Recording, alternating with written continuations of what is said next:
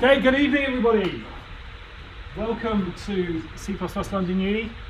As most of you have probably been here before would know, Tom generally does the introduction, but alas, Tom is not able to make it today. So you've got me doing the introduction and Ollie doing the teaching, which is sort of very strange. I've not actually done this bit before, so I'll make it up as I go along. I'm sure we'll be fine. So, to go through the things Tom normally talks about at the beginning.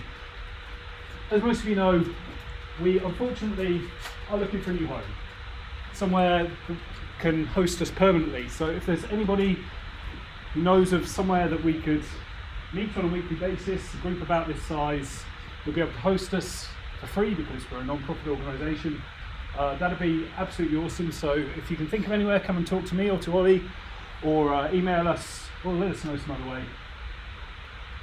We'd really like somewhere that we could call home.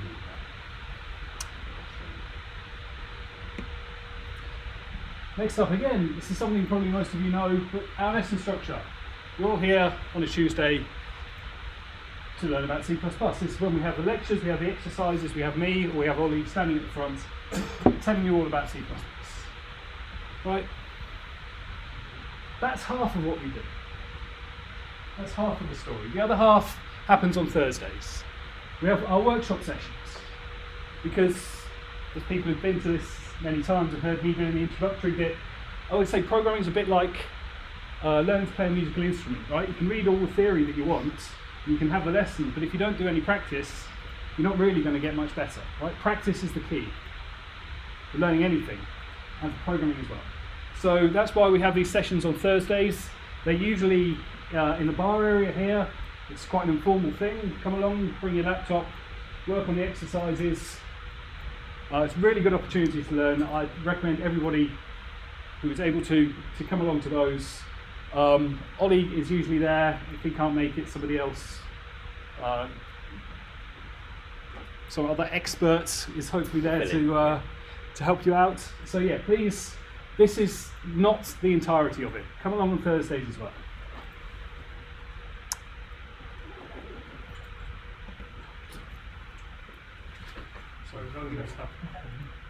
Okay. Is that the Alexa one? Well, it's Alexa one. Okay.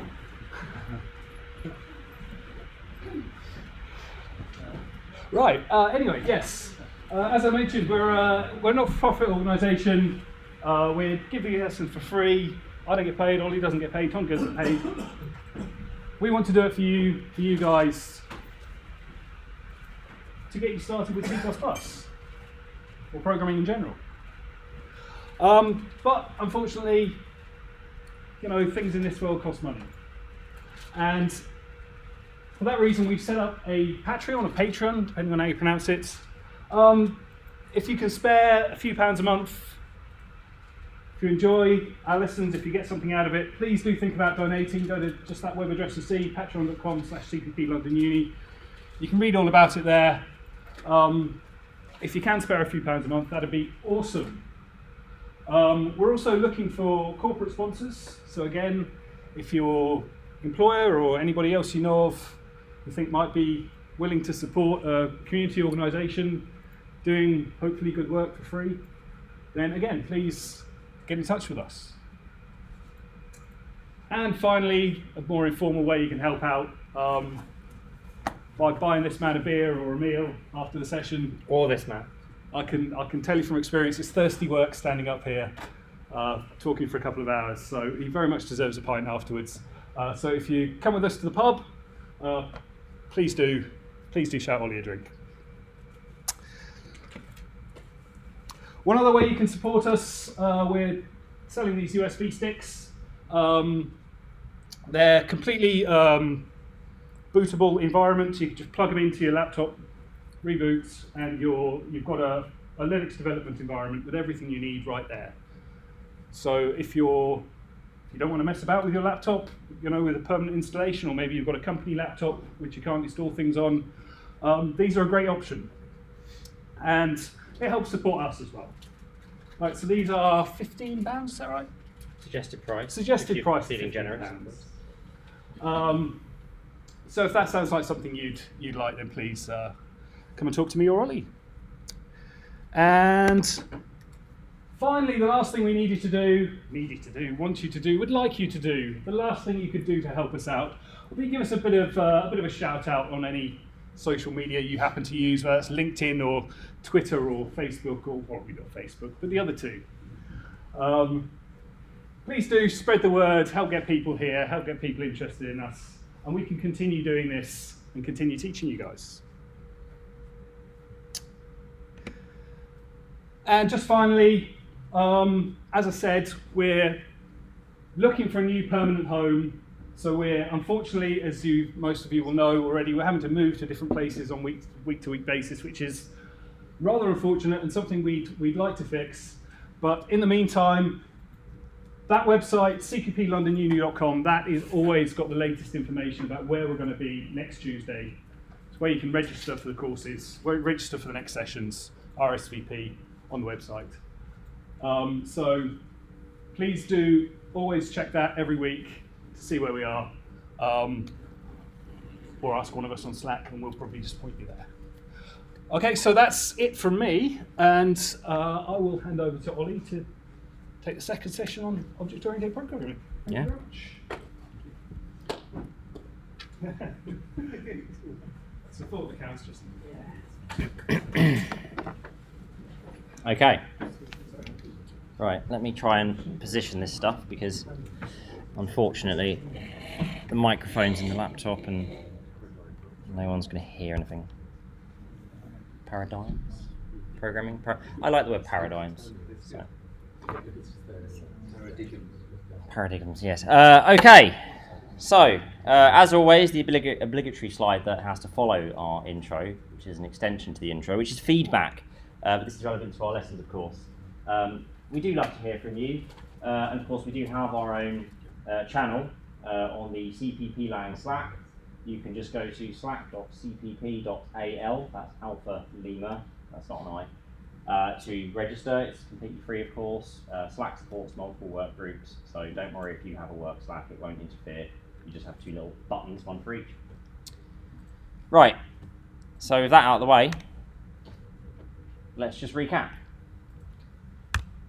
So in the previous lesson, obviously we covered the basic principles of object-oriented programming paradigms.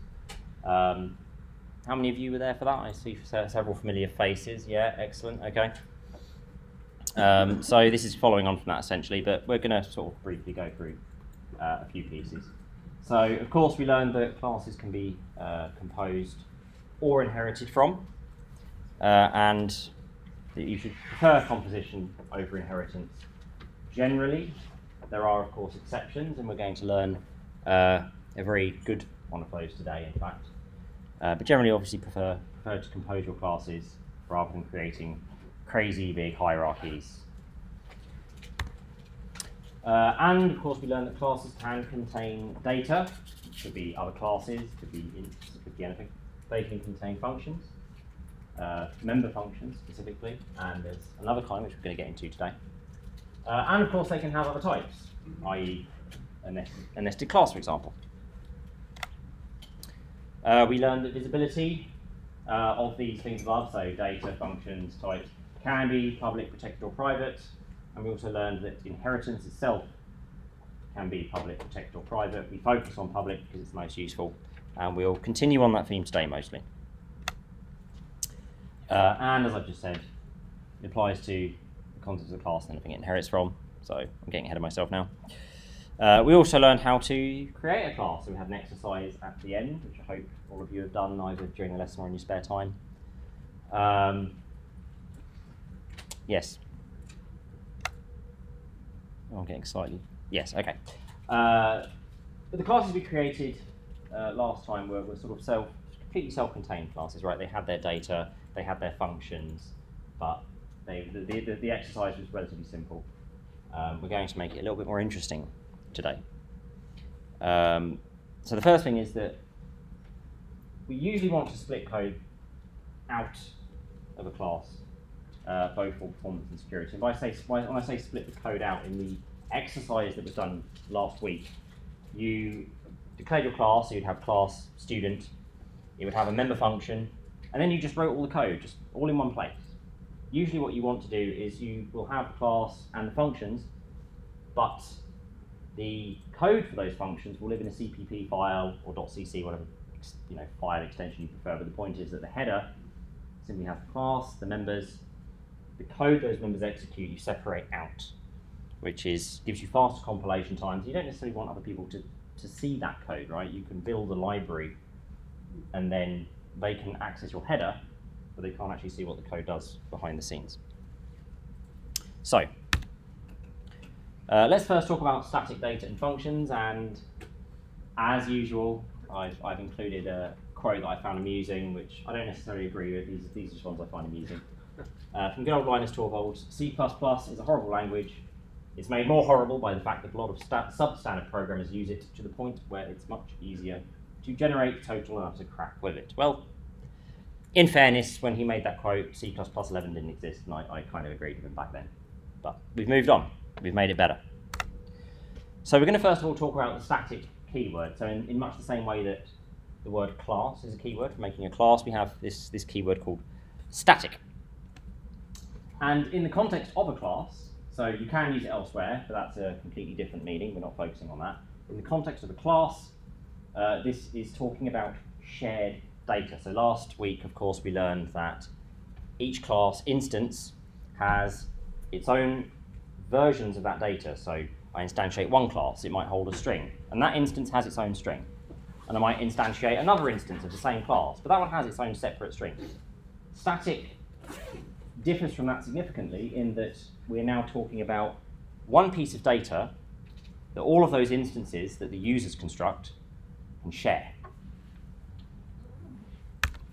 And this does also apply to functions. You can use static on a function, and it's largely the same principle, but we'll focus on data just for now.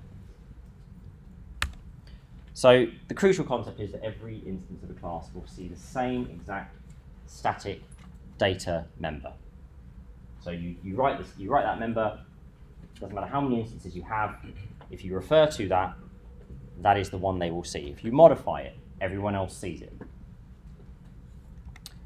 And just as with all of the data and functions and nested types that you can have, the same rules apply to static data as well. They can be public, they can be protected, or they can be private, and the meaning is exactly the same as it was as we discussed last week.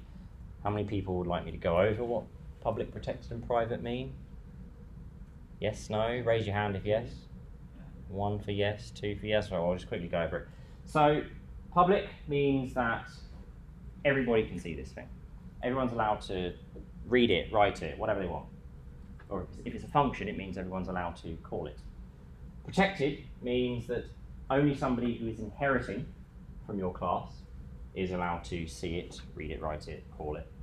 And private means it's yours. That's it. Nobody. Now there is a way of punching a hole in that, which we'll discuss later in this session. But private generally just means it's mine and mine alone. And by mine, I mean the class. 1 second. So, yes, it applies the same rules as it would for non-static data under the terms I just described.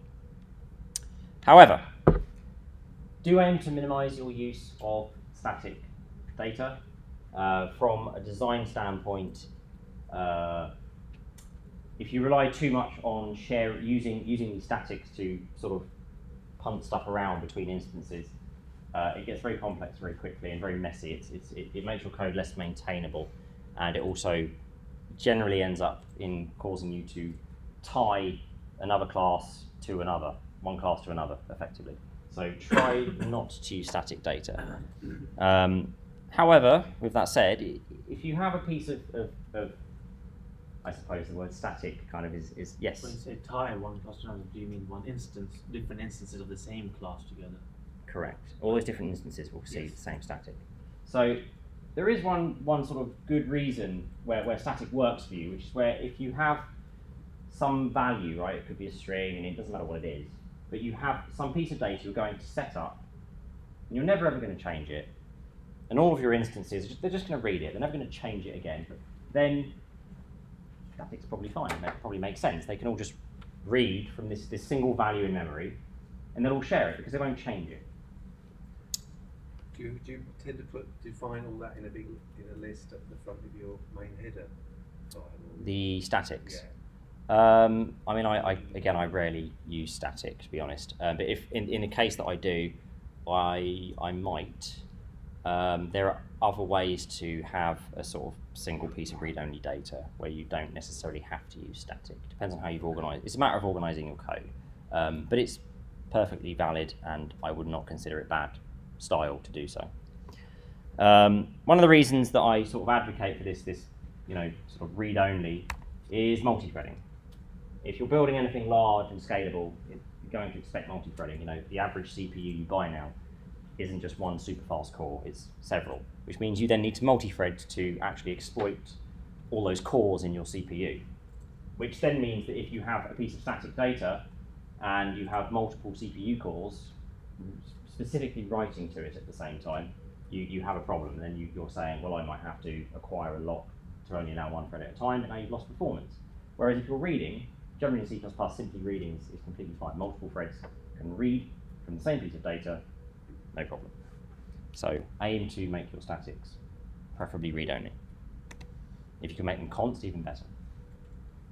And as I just said, modifying shared data when you are multi-threading may require you to acquire a lock, which is also mental complexity on the side of the programmer, because you have to remember to acquire a lock, create that object. The language does not just do it for you. And additionally, which is different from instance members, is static data needs somewhere to live. And this could be a very, very confusing concept. I've seen a lot of people create static data in their class and then have a really confusing looking linker error when they try to build the program. Like, why is my program not building? And it's because they had a static std string in their class, but they didn't give it somewhere to live. And I'll explain what somewhere to live means immediately, in fact. Right, so let's look at some actual code. So we're going to start off with a header for a fairly simple class. So we have class myClass. It's a wonderfully inventive name. And we've now got the static keyword. So if we didn't have the static keyword, it would, an instance of myClass would have its own string. And in fact, there's one just for good measure. So this one belongs to each instance. There's a separate one for every instance of myClass that a user creates or you create as a programmer. But the static one is shared between all of them. Now let's have public. So a key point is, don't forget, as I said last week, class will default to private. So these two are private to the class. If I'd used struct there, it would have defaulted to public instead. So again, per last week, struct and class give you the exact same features. Class defaults to private, struct defaults to public. There is no difference in terms of feature set. You can do exactly the same things with them, you just might have to write it slightly differently, public versus private. So we have a constructor, and we're also covering splitting things out slightly here. So you can see that the constructor obviously matches the name of the class, because it wouldn't be a constructor otherwise, and it doesn't have a return type, because constructors are special. The constructor takes a std string, which I've called instance string, which, again, as we did for last week, I happen to have given it the same name as this. We'll see why that's valid, again, if you've forgotten. And then we've got a member function.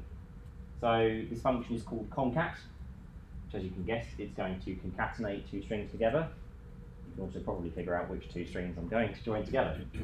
It returns, obviously, the result of doing that, and it is const accessible, so you can have a const myClass, and you are allowed to call this function.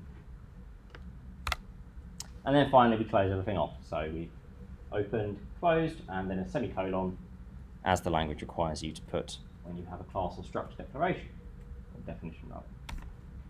So the first thing we do in our CPP file is we include the header, so that we can bring this code in here. And include is just a substitution. So really all this is doing is it substitutes this line for all of this.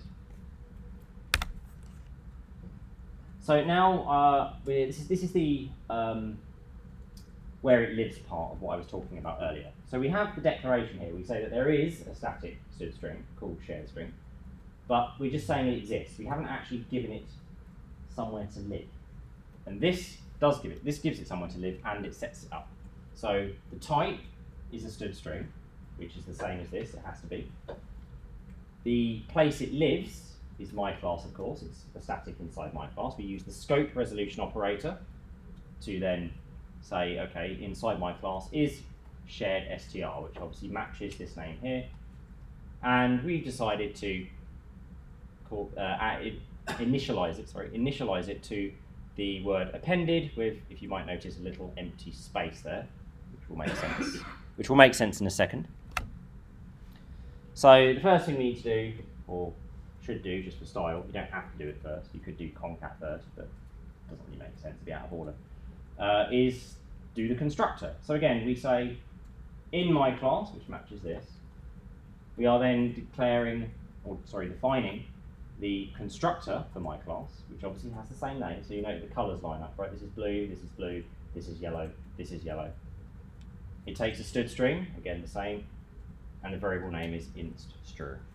And then we have the colon to tell the compiler, right, we are going to now provide you with a list of things you want to initialize. In this case, obviously, there's only one thing to initialize, which is this one. And again, as per last week, do not worry about the std move. It's an optimization. You could simply have inst_str, curly braces, and then just the inner one, which would map to this. Notice the coloring again.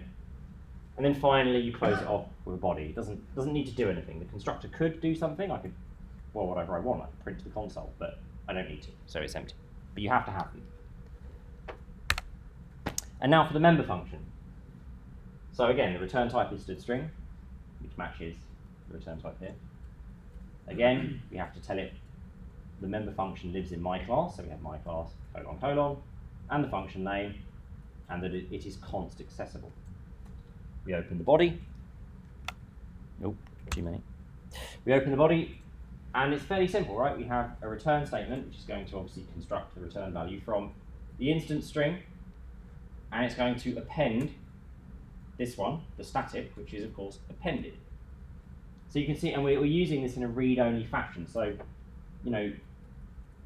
any part of the program can construct an instance of this, and it can call concat, so it can construct it with whatever it wants here. It can have hello, one instance can have hello, and another instance can have bye, so you would end up with concat for the hello one doing hello appended, and the one for bye would return bye appended.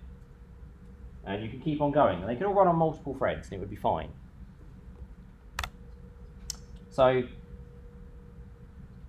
one more. So we close it off. We have our main just to demonstrate how to use it. We have two instances. So the type of them is my class, because of course a class is a type. And we have one instance called A, which we're initializing with the letter A, funnily enough. So this will be A up here. And this instance will initialize the constructor with B. So we end up with one instance of the class, and it's A, one instance is B. And we can, of course, just, well, print it out. So I'm not going to make you answer this and be exact about white space, but can anyone tell me what they think this is going to actually print to the screen, to the console? Concatenation of A plus B. So we'll just take it one at a time. So we're saying we first of all want to print out the result of a.concat. So we've got A. So what's this? Anyone wants what this one's going to do first? Yeah, cool. Which one, A or B? So we'll start from left to right. So just A first. Guessing capital A appended. Perfect, exactly. And then obviously we move on to B. Capital B appended. Fairly self-explanatory, right? And this will all appear on one line. If you want to get really technical, because there's no space after the D, you'd end up seeing A space appended, and then a B straight after the D space appended. So I didn't put a space here, but not particularly important. And that's it, we're done. Close it off. There's no return on main because main is super special and you don't have to have one, but anywhere else, do one or your program will more than likely crash. Right, Static functions. Hopefully you'll find these fairly straightforward. They're not, arguably not as complex as you may think they are. So firstly, a static member function, it works really like a regular function does. And when I say a regular one, I mean a free function, not, yes, sorry, question.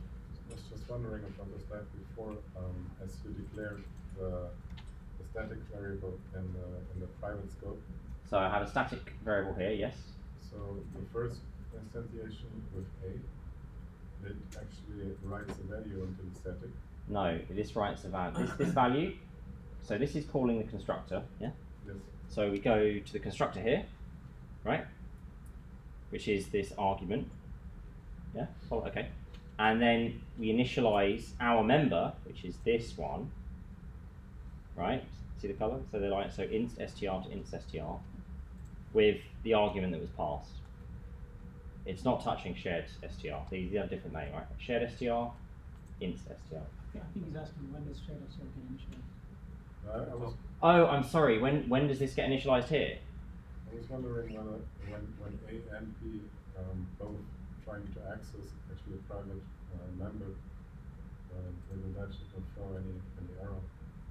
So no, because this function is part of my class. So this is the function here, right? So obviously any function in the class is allowed to access its own stuff. So I've moved the function's body out into a separate file, but it's still the function's body. It hasn't become separate. It's become separate in terms of file organization, but it's still part of the class. The idea that I had was that a static member gets declared or to be initialized when the first object is created, and therefore belongs. Oh, to sorry. Yeah, there's something called static initialization or the fiasco actually, which is a horrible thing to even bother considering. Basically, you can generally expect that. So if you're thinking of say Java, it's not like Java. It's not like Java where it's initialized when someone first uses the class. You can generally expect that this is pretty much immediately ready to go. So I can tell you that if this was public, right, and I had a free function, nothing to do with the class, that would just use the static, it will be initialized when I try to use it. Why did you move for the... Again, just optimization, don't worry about it. Oh, you missed last week, didn't you? So I'm throwing bits in that are just for texture. Maybe if you want to leap ahead, you can Google them. It's an optimization, that's all. Okay, so static functions. Yes, it works similarly to a regular one, and by regular I mean a free function. I don't mean it works exactly like a member function does, because obviously there's static member functions and then non-static member functions, or just member functions, the ones we learned about last week. So the key difference is it can only see data, it can only see static data and other static functions, because it itself is static, so it can't see instances because it's not part of an instance. But it can be given an instance of its own type, so it could take as an argument, you know, a pointer to its own type, a reference to its own type, a copy of its own type. It can do that, and because that's an argument, it can obviously operate on it, the instance you give it, just like anything else. In the same way that a regular free function could take an instance of a stored string and operate on it. So in this regard, the static function, even though it's not part of an instance of one, it's still considered integral, internal to the class. It can access all the private stuff in its own in the class, all the protected stuff. It doesn't matter. It's part of the class. So they essentially behave like regular functions. You can have a pointer to a static function.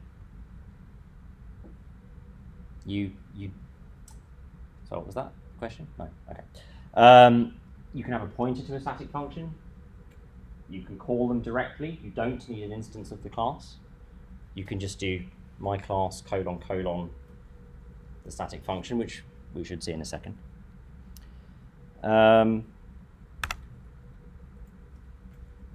So, whereas member functions will magically, as it were, operate on an individual instance, so they can, you call it from the instance, and when you write the code inside your non-static member function, you don't have to do anything special. You have the, this keyword. You can just directly access all of the instance members. Static doesn't get any of that. But they can still traverse public, protected, and private, as I said before, because they are still considered part of the class. They just exist on a different plane, if you like, a different dimension. And making a member function is super duper easy. You just stick static in front of it. And, I didn't have any code for this. I ran out of time. Okay. So in the same way that you declare a member function, as we did last week, and we will do more this week, you can just stick static in front of it and boom, that's a static one. Okay, so scalable design. Can you have static templates? Can you have static? Templates. You can template, so you can template a static function, yes. You can template a member function as well. But so Walter Brown had a great analogy for this. Think of a template as a cookie cutter, right? If I template a function, I'm saying that here is a cookie cutter for creating a function that has a sort of gingerbread man shape, right?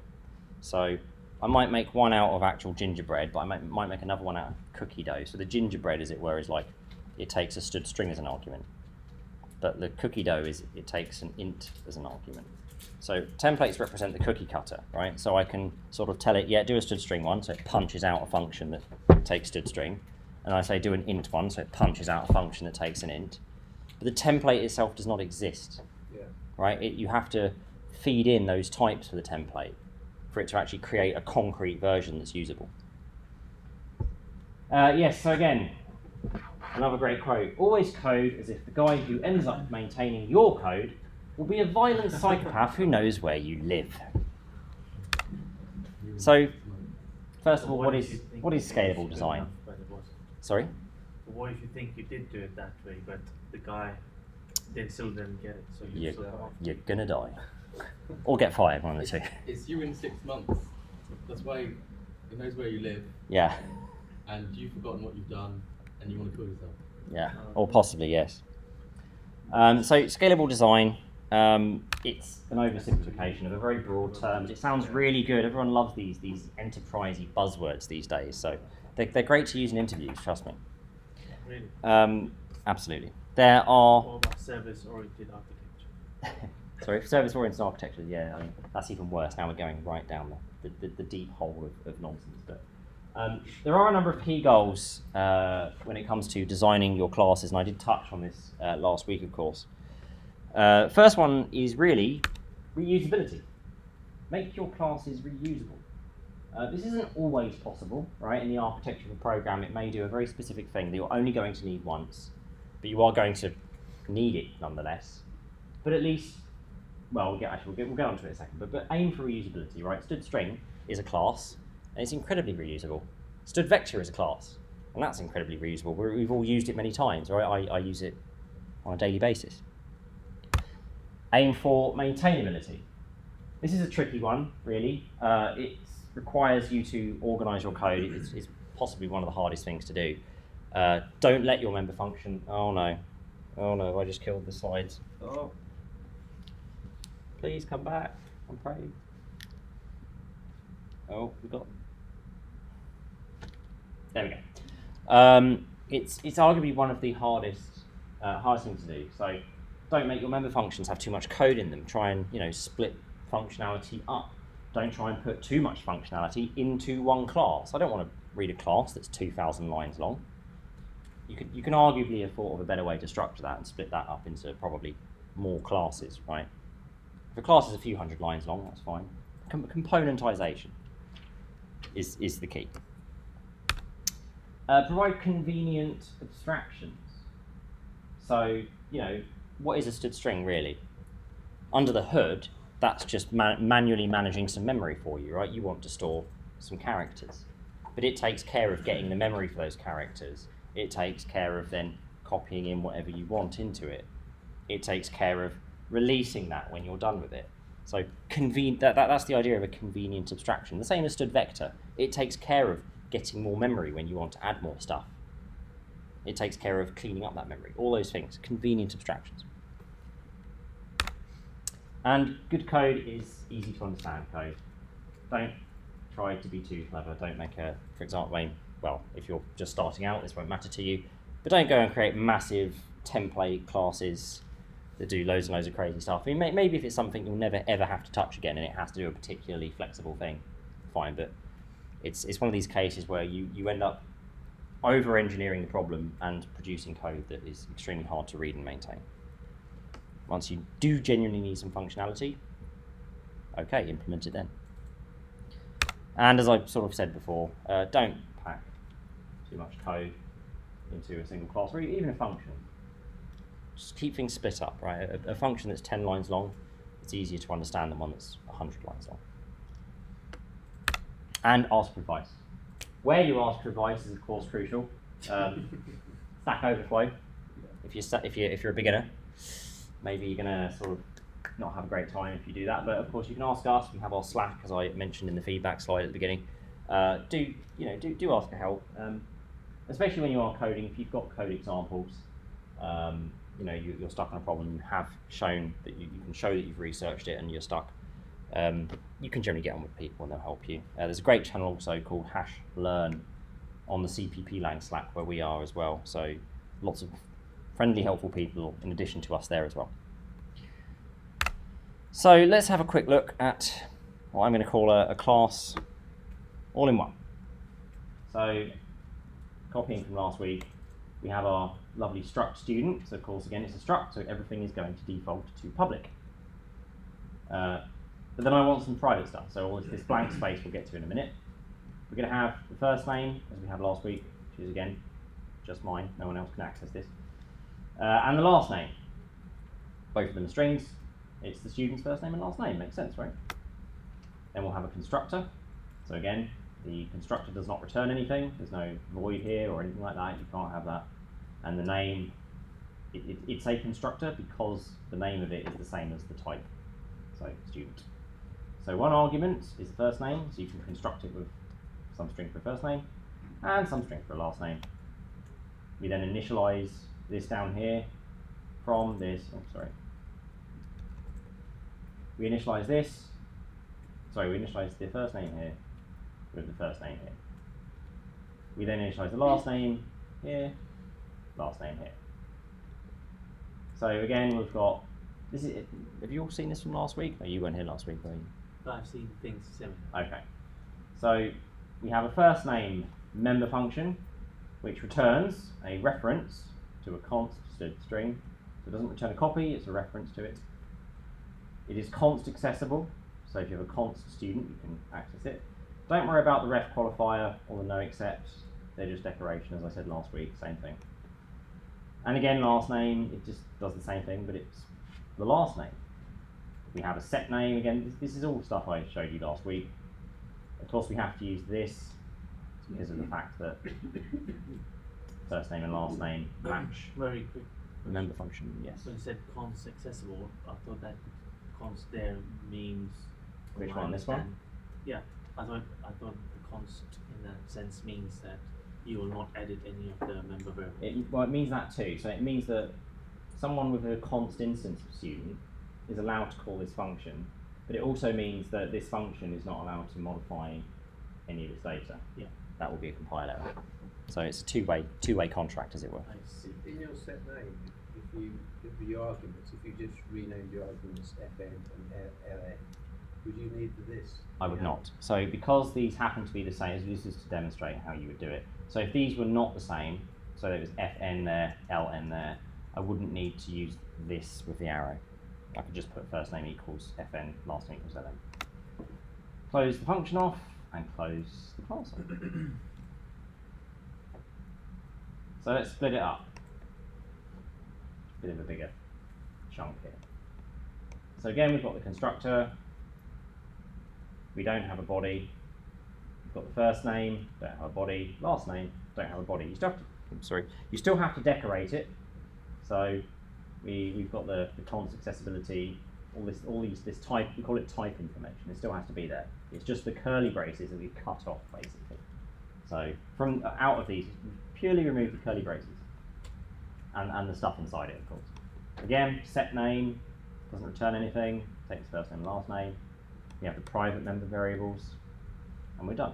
Now we have student.cpp, again, include student, this is a substitution. The constructor, again, no return type, this maps to this, we put the color coding, right, they line up. Takes 2 arguments, same as here. Initialize the object, so, oh yes, so one thing I missed, sorry, was that in the case of the constructor, we don't just cut off the empty curly braces for the body, we also cut off the initializer list. So this part here is the initializer list. Or, sorry, this part here. So these curly braces are not the initializer list, these are the actual function, the constructor's body, which we could put some code in, like, you know, print to console, but we don't want to, we've got nothing else to do. We want to set these 2 up, and we're done. We then have the member function for first name.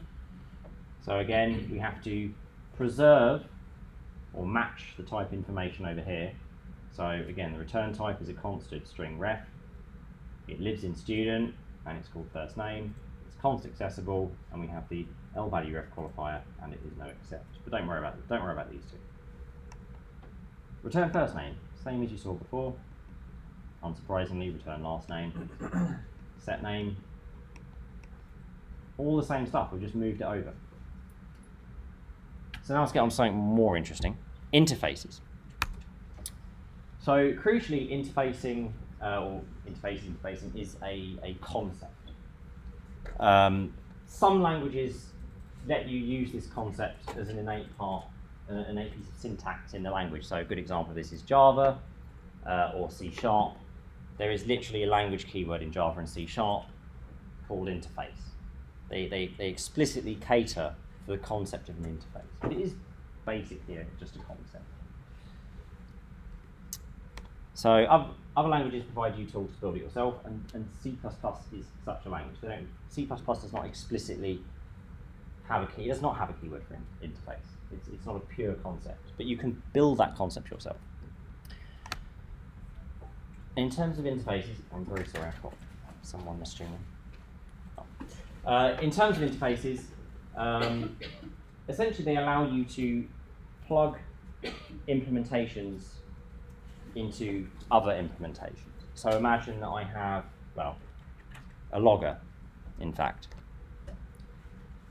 You can have an interface for logging, and all of the classes that want to use that to log stuff, they don't need to know where the log goes, right?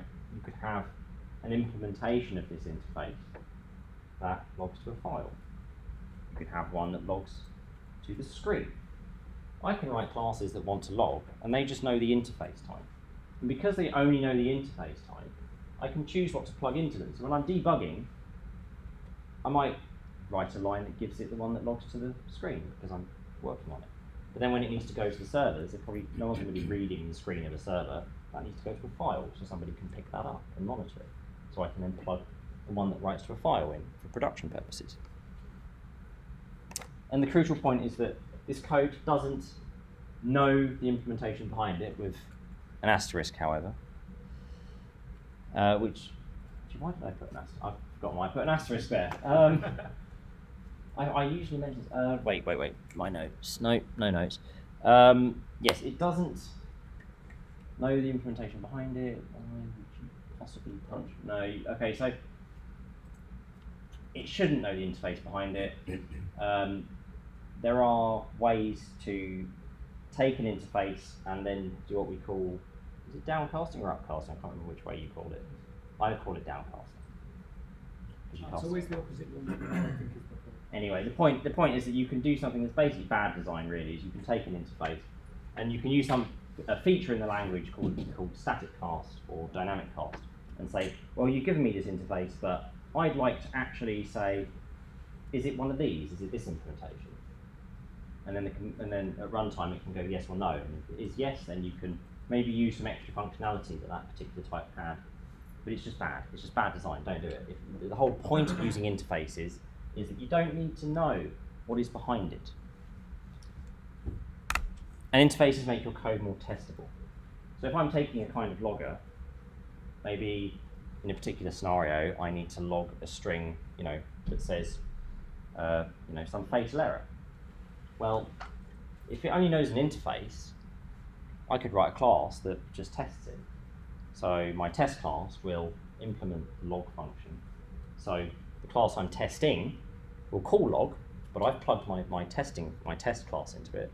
So when it does call log, it doesn't really go to a real logger, it goes to my one that's going to test it, and it just validates that it sent the correct string with the correct error information. And that's great. I've now proven my class via, well, we call it mocking essentially, but we've made a mock logger and plugged it into a class that we want to test. And using TDD, test-driven development, or behavior-driven development, which they're both different styles of essentially the same practice, or similar practice, I guess. They will make you think more about what to interface, because doing TDD and BDD, they will drive you to split stuff up. If I have a class that's going to control a motor, then obviously I will probably feed data into it, some mathematical functions. But when I want to actually make sure it sends the correct, pulses to a motor, I don't want to give it a real motor and watch if the motor blows up or not. I can interface that motor away and then plug a fake implementation of the interface into it. And so in C++, interfaces are essentially a style of coding. And how you can implement that style, we'll get into very shortly.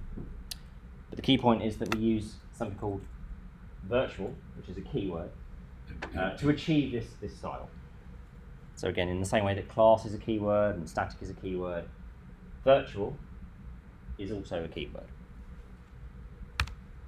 So let's build an interface.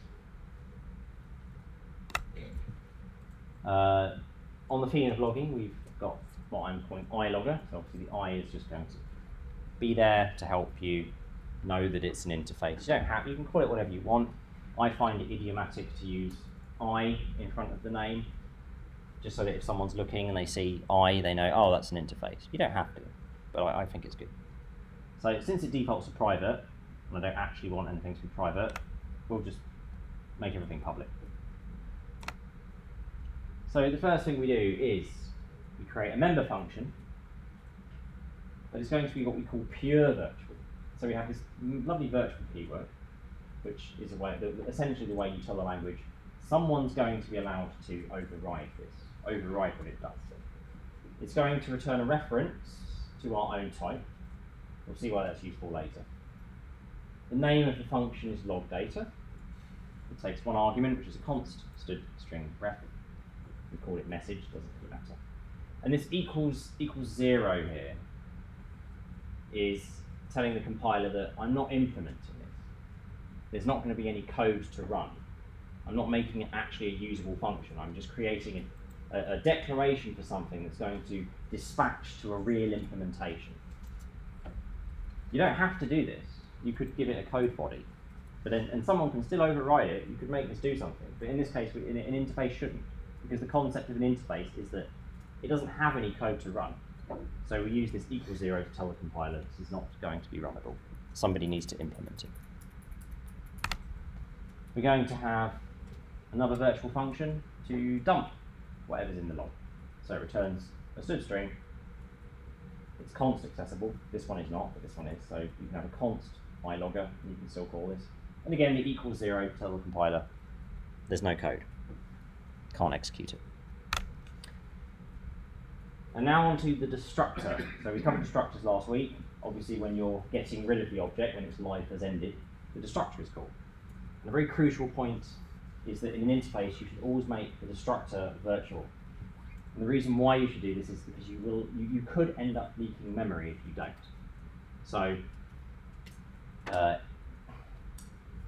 if you use a smart pointer, like unique pointer or shared pointer, or you were to use new and delete, so you do what's called a dynamic allocation of the object. You can give somebody else ownership of that object. So I create an implementation, which we'll look at in a second. So I create an implementation. They don't know the implementation. They only know the interface. So I can give them the interface as a pointer. That's fine. And when they call it, this virtual keyword will make it dispatch to the correct implementation. But that also applies to the destructor. So if I give them ownership and they just destroy it, so they do delete, logger, and they only know it as an iLogger, well, they'll call the destructor of iLogger. And as we learned last week, all classes have a destructor. But without this virtual keyword, or without this line, the destructor will just be a regular non-virtual destructor. So what will happen is it will call this implicit destructor in iLogger, which will essentially do nothing. There's no data in iLogger, so the default destructor that the compiler would have generated will just do nothing. The problem is that we actually need to call the destructor of the real implementation. We need to call that thing's destructor so it can clean up all its data in memory. So we use virtual to ensure this happens. Now, when we delete the interface, when we tell it to die, as it were, because it's virtual, it will dispatch up to the real implementation, and the real implementation destructor can take care of freeing all its data in its memory. And then if this did have data, that would run as well, but it doesn't, so this one has nothing to do. But virtual is important for interfaces. And again, we just close off the class. Done. And now we have an implementation. So again, it's actually just inheritance. We have a class which we're calling FileLogger. Unsurprisingly, it's going to log the file. And it publicly inherits from iLogger. Again, as per last week, you generally want to use public inheritance. That is especially true in the case of interfaces. And we have a file name, just a piece of data. We made it const because we're never going to change it. It should be the same file all the time. We have an OF stream from the standard library. This is just a class that lets you dump data into a file. Very convenient. And we'll start with our public member function. So these two are, of course, private. We have, of course, a constructor. You give it a file name. We have a member function, which again now has to match. It has to match what is in the interface. So it returns a reference to an iLogger, just as this does. It has to have the same name. It does. It has to take exactly the same argument. It takes constant string ref. Cool. And now this override keyword. This is special. So this was introduced in C++11. It doesn't actually do anything if you remove it. If I didn't have override, this would compile just fine. This is a safety check. What this is doing is it's saying to the compiler, this function should be overriding something that is virtual. Well, this is fine because this is virtual, so it will compile okay. But if this wasn't virtual, or maybe I typoed the function name, or I typoed the return type, or I typoed the arguments, if I didn't write override, I probably wouldn't find out. But by having override, the compiler will immediately go, oh no, sorry, you're not. This function doesn't match anything to override. So it's a safety check. And then of course we've got the dump log implementation. So returns a string, const accessible, and again the safety check, override. Quick question. And we close it off. Yes. About override. But wouldn't the compiler anyway throw an error if the function or the variable type should match? Yes. So why do you need to write over? Yes and no. So in this particular case, actually, if you didn't do it, let me go right into it. So if you use the latest and greatest compilers, you'll get a warning that you didn't use override. It will literally say, you should use override here, and you didn't. I suggest you do. So compilers now are really smart. In this case, it wouldn't actually matter because these are pure virtual. So the moment I tried, so say I typoed log data, right? I put an X in there somehow. Right, yeah. Because I haven't implemented this pure virtual function, the moment I try to use FileLogger, so I try and use it in main or whatever, I will get a compile error. Because you can't create an instance of a class that has one or more pure, which is equal 0, pure virtual member functions. And because this one's fine, because obviously this is no longer pure virtual. I've given it an implementation, which matches this one. I've given this one an implementation, which matches this one. So these have now ceased to be pure virtual down here. But if I typoed, well, log X data would not match this one, so this is remaining unimplemented. Dump log would be fine, but now we have one. So again, one or more would cause a failure. So the moment I try to use FileLogger, it would say, sorry, you can't instantiate this, you can't create an instance, because there is no implementation of log data. Right. Make sense? Yes. Cool. So let's go into the definition of the function. Again, same as you've seen before really. We have a constructor, matches the one over here. initialize the file name from whatever you pass, and we initialize the OF stream, which writes to the file with the same file name, because OF stream takes the path to whatever file you want to write. We then have the log data function, again fairly standard. We use the shift operator in the same way that you do for std cout. Again, this is standard library stuff. You can use this in your own code. This is a real thing. And it will just write the string into the file. And then we return a reference to ourselves. We have to return a reference to ourselves. So we dereference our this keyword, this object, which means our instance, which is useful because it means I could call, if I have an instance of file logger called fl, I can do fl.logdata something, .logdata something else, exactly, I can chain up the call. So it's convenient. It could be void, but it makes it a bit more convenient to use. I don't know in this particular use case, or this particular scenario, it's a valid use case. Would you really want to chain log data? I don't know, but just for texture, there it is. And of course we have our dump log, returns a std string, and it's const accessible. We have the string we're going to return, default constructed, it's empty. We then open an IF stream which will read the file that we, so this one OF stream writes to the file, IF stream reads from the file. I'm not sure I want to go into this too much. This is a way, basically this is how to read an entire file in C++. Who wants me to actually go through that? Okay, we got one, okay. It's not that hard. So to well, we have one who said yes. So it's not that hard. So to efficiently go through the file, we seek to the end of the file. We then get it to tell us how many bytes are you between start and finish. So it could be 1,000,000, it could be 10. We reserve that much space in the string. We then go back to the beginning, and then we just use assign to iterate from the beginning of the file to the end of the file, and then we just return the object. It's actually not that hard, and it's pretty efficient. So the bit we're seeking and reserve is an optimization. Right? Yes, these are optimizations. There is a very use iString iterator with the constructor for string that takes two.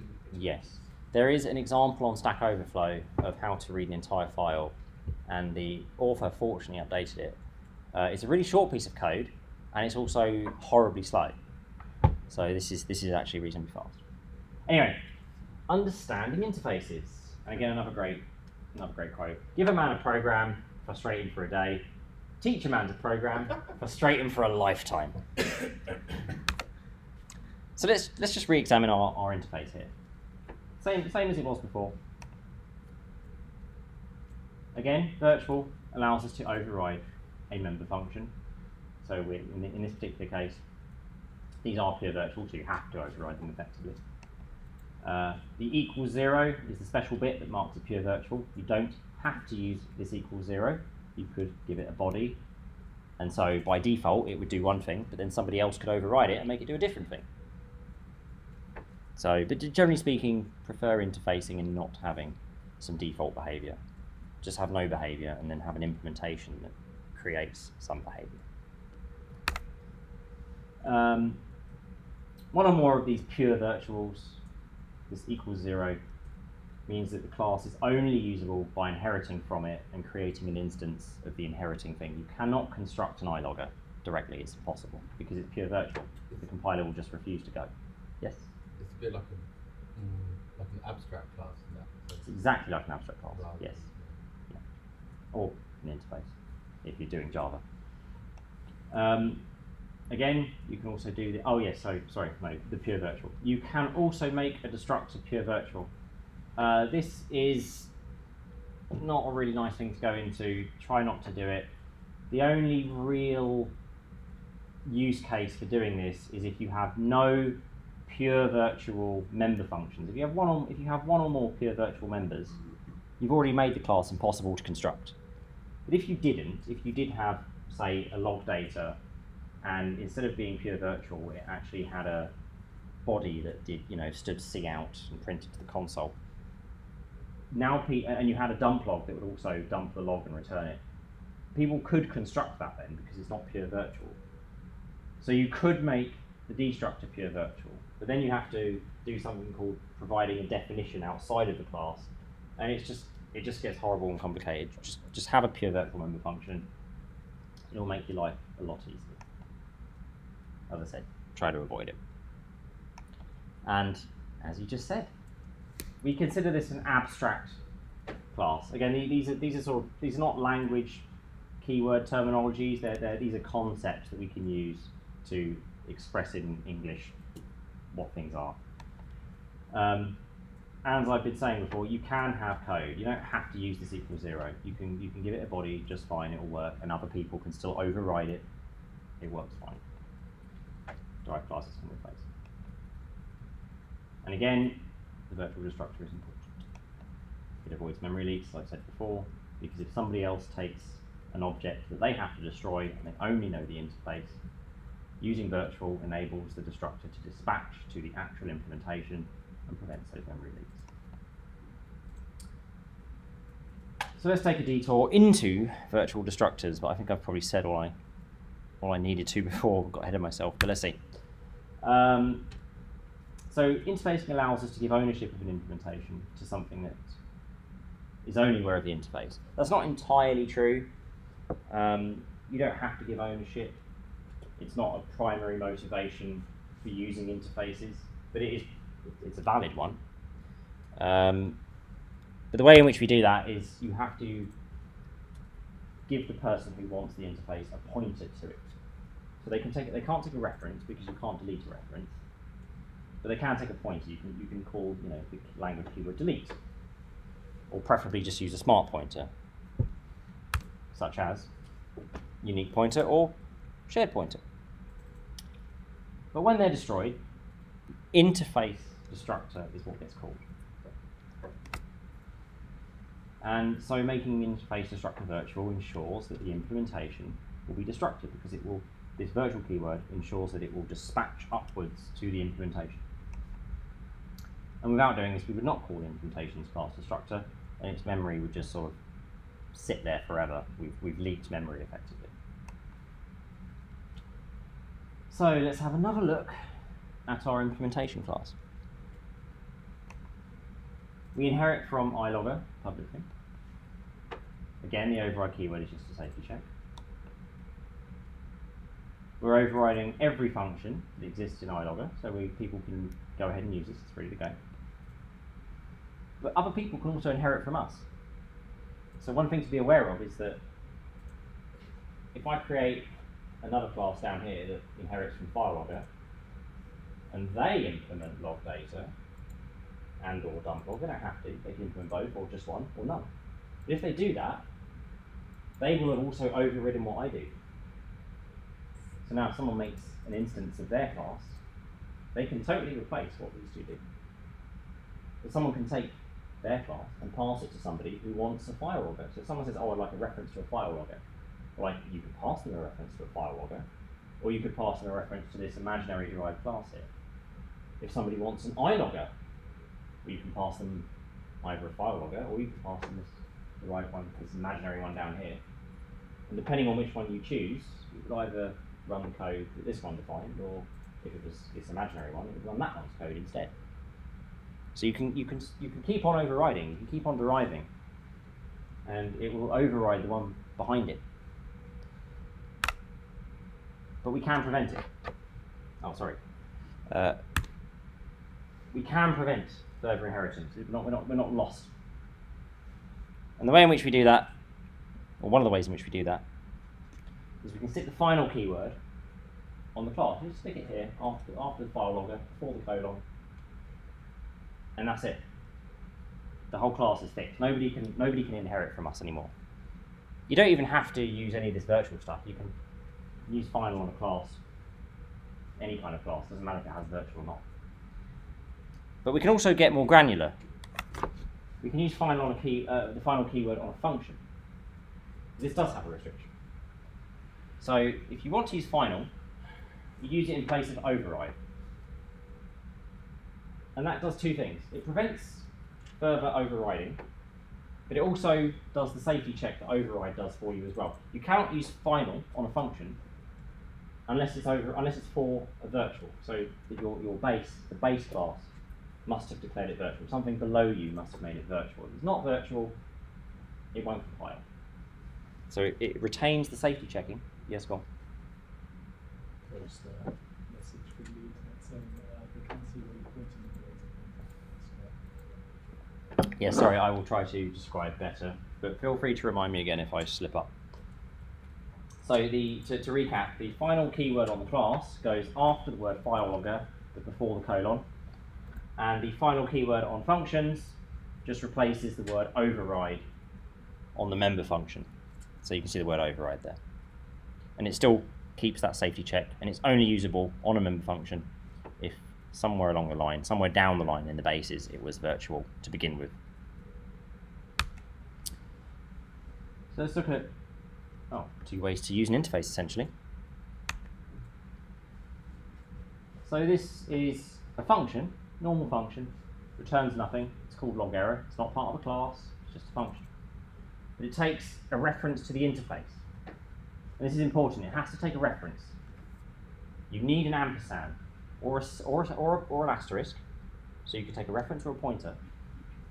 You cannot take it by value. It has to be reference or asterisk. Because iLogger isn't copy constructible. It's not constructible at all. It's got pure virtual functions. You can't construct an iLogger, but you can take a reference because a reference doesn't allocate any memory. You then say, well, I have the file logger implementation, I'll pass that to you, and the compiler will say, okay, well, you're taking a reference to the base, this is the real object, can we convert this real object, the implementation, to a reference to this interface? Yes, we can. So let's do that. And you could do the same with a pointer. A pointer to something that's not constructible is also fine. And of course, we just take a string for the message. And we just call log data. Super simple. We've written the word error there. Append the message. This is great. So this just takes the interface. I could pass it a file logger that inherits from iLogger. Pass it a console logger, logs the screen. It doesn't know what I'm going to give it, but it will happily give it the correct data to actually log. And of course, close the function off. Have a main. Create a file logger implementation. So we've now got our implementation here, ready to go. We call log error, which is this function here, with the implementation and just some string to pass. And this knows nothing about what we've actually given it. It doesn't know that it's a file logger, it just knows that it's an iLogger. And the language is quite happy to do this because file logger inherited from iLogger is taking a reference, so there's nothing to construct. Because again, this is not copy. You cannot copy construct an iLogger. You cannot construct an iLogger at all. And it works. It just works. So let's have a look at the same thing, but with ownership transfer, as we call it. So we're using a smart pointer. Don't worry too much about what it does. The essence of unique pointer is that you can give it an object to own, and it will take care of destroying that object when you're done with it. So in this case, we have one argument for the logger. Again, similar to this, rather than being a reference, it's a pointer, but it's the managed smart pointer. The message, as usual, again, log data. We have to use the arrow operator because this is not a reference now, it's a pointer. Close the function off. So when this function returns, this just gets destroyed. We go into main. But this time it's slightly different. The first argument is make unique. So we tell it to make a unique instance of the file logger, and we're going to construct it with the same argument again, app.log. So we want the file to be app.log. And again, testing errors, test it, return nothing. And we're done. And because the destructor of iLogger is virtual, this is all fine. If the destructor of iLogger was not virtual, we'd end up leaking all of the data in FileLogger, so the string and the OF string would get leaked. But it's okay because we made it virtual, the destructor virtual. So the question is, to virtual or not to virtual? Using virtual ensures that the function of the underlying instance type gets called. And that's a wonderfully clear bullet point that I've written there. So what I'm really saying there is it allows dynamic dispatch, right? I say blah blah function is virtual, somebody can inherit from me and override what it does, someone can inherit from them and override what it does, and so forth, at least until somebody says final, and then that's the end of the game. But without virtual, none of this happens. So what you've just seen, that ability to only know about a base, but have other people create implementations and just give them to you, and for them to just magically work. Without virtual, that's not what happens. So let's actually investigate what will happen if we don't use virtual. So again, we have a class iLogger. We've got our log data, but it's not virtual anymore. Otherwise, it's the same, it's just not virtual. We have our dump log, it's also not virtual. We've then got the inheriting class. This is all the same, we just remove the virtual keyword. Again, same stuff, but there's no virtual, and there's no override. So we cut out virtual and we cut out override. Now, we call log data. Here's where things go wrong. Because it's not virtual, we can still pass a file logger to it, but because it's not virtual, this will dispatch to this. If it was virtual,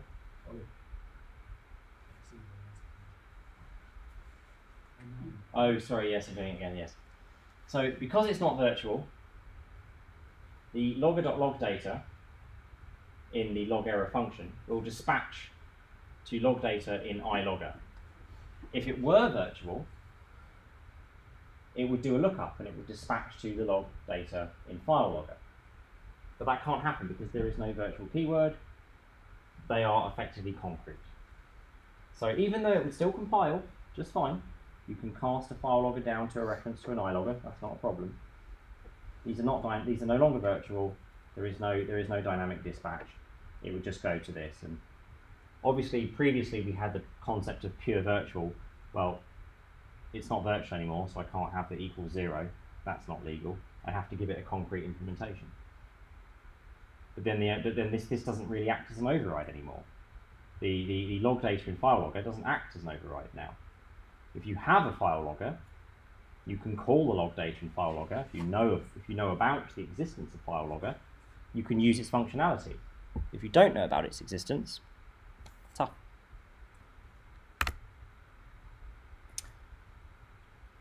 So a quick word on multiple inheritance. Inheriting from multiple interfaces. So as I touched on last week, you generally want to avoid multiple inheritance. It's much better if you inherit from one thing. But there is this one exception. There's this one exception, which is if you're inheriting from interfaces. So you have a set of classes. Everything in them is pure virtual, as we discussed earlier. Inheriting from multiple of those is actually okay because maybe you want to bring together some functionality. So I make an interface for the logger, but then maybe I have another interface for who knows, debug messaging, something related, right? Those are two separate interfaces, but I can create one implementation that satisfies both of those interfaces, and then for anyone who wants a logger, that one implementation can satisfy their need. So they want a logger, well, my one implementation can act as a logger, that's cool. And then somebody who wants the debug mechanism interface, my one implementation can satisfy that too. So that's quite nice. There are limitations. It doesn't mean it's encouraged. And the reason for it is obviously if I do inherit from more and more interfaces, I've now got more and more to implement. I've got more and more code to stuff into one class. So it should be within reason. You shouldn't just try and pack a ton of functionality into one class, which is something I said last week. But within reason, it can make sense. And as I just said, combining functionality into one class. it is useful, but it shouldn't be too much functionality. On the other hand, inheriting from concrete classes, multiple concrete classes, is generally best avoided. There's something called the diamond of death, which I mentioned last week again. I don't think we're getting into it this week. No, I didn't write a slide for it. But we will eventually discuss the diamond of death. But for now, just understand that it's good to avoid concrete classes. Also be aware that an interface can inherit from another interface. So I could have interface A, which has, some set of pure virtual functions, and then I have interface B that inherits from A and introduces another required set of pure virtual functions. You could just build up on I don't know if you necessarily do this, to be honest, but if you had a way or a need where you wanted a hierarchy of progressing requirements, A can inherit from B, B can inherit from C, and another ad nauseum. But it is better just try and keep things simple. It's better code, and some poor soul's got to read through this stuff. Right. Converted Friends of OOP, which is a sort of somewhat punny title, but you'll understand it shortly. So again, another great quote from Brian Kernighan. Everyone knows that debugging is twice as hard as writing a program in the first place. So if you're as clever as you can be when you write it, how will you ever debug it? And if anyone doesn't know, Brian Kernighan is of K&R-C, Kernighan and Ritchie, the original creators of the C programming language. So the friend keyword. Hopefully this should be reasonably simple to understand, I hope. Also, has anyone got any questions so far? Has it been pretty good? Okay. So generally your class should be well defined when encapsulated. This is what I was sort of driving at last week. Keep your data private. Expose your class's data through functions, but even then don't let them directly manipulate it. Give them copies of it or give them const references to it. Contain one piece of functionality in a class and do it well. If you need more functionality, think about making another class, etc. And it means that private should really, really mean private. But there are a couple of limitations in C++ that do legitimately necessitate punching a hole in that private concept in a very limited manner. I mean, the language itself doesn't strictly make it limited per se, but you should use this in a limited way. And it's the friend keyword that lets us do this. So it's another language keyword, just like class, just like struct. It's part of the language. And with that keyword, we can allow a function or a class direct access to our private. Yeah, I should have worded that better. Yes, to our private data and functions. And this works one way. If we say somebody is our friend, that doesn't mean that they think that they're also our friend. Just because Saad likes me doesn't mean I like him. Who said I like you?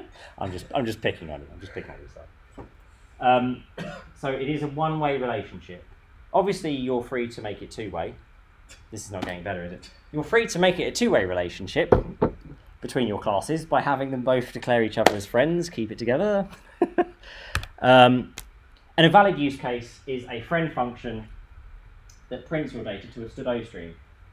This can be quite handy. So I make a class. It's got a bunch of strings and numbers and stuff. Maybe it's some data about a student. It's their first name, their last name, their date of birth, where they live, etc. So it can be really handy just to see out arrow instance of the class. But I can't just do that. My class doesn't just magically print itself to the console.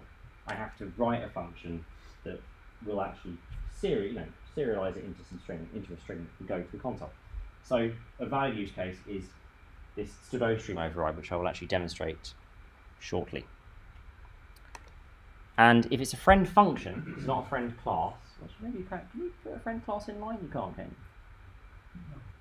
So if it's a friend function, just a function. You can actually have it inline inside the class. You don't need to just declare it and then do the code elsewhere. You can, if you wish, you can do it all in one place. So let's have a look at one. Inline friend function. So code that you've all seen before. Here it all comes. Student class, standard, first name, last name, blah blah blah. But let's create the friend function. So we have our friend declarator. It's just a normal function still. So it returns a reference to a std stream. It's an operator overload. So this is the shift operator that you use with std_cout or an OF stream, whatever. It takes one argument, which of course is the O stream. So in the case of std_cout would be this argument effectively. You take a reference to our own type, const reference to student, S as it were. And then in the same way that you print to std_cout, we're using an O stream because it's more flexible. This is an interface, in fact. Std_O stream itself is actually an interface. So we then stick the first name in, a space, and the last name. And then we return OS because they might want to use it again. In the same way you can chain up stuff to cout. And that's it. You don't have to do it this way. You could, instead of putting that opening curly brace after the const, student and S, rather than having the opening curly brace, you could just put a semicolon. And then outside of the class, you'd have to actually write all this again, all of the function again, and then have the curly brace, and then have it, write it to the O stream.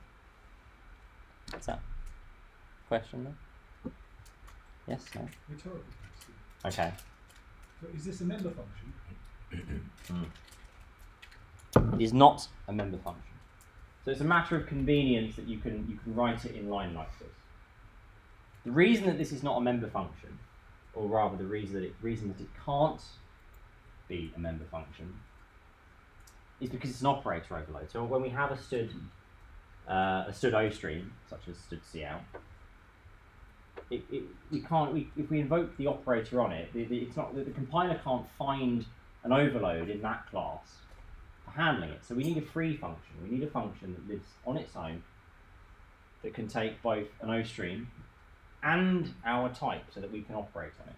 But if we didn't use this friend keyword, if we just wrote std_O stream ref operator, less than, and the arguments, we wouldn't be allowed to access first name and last name because those are private.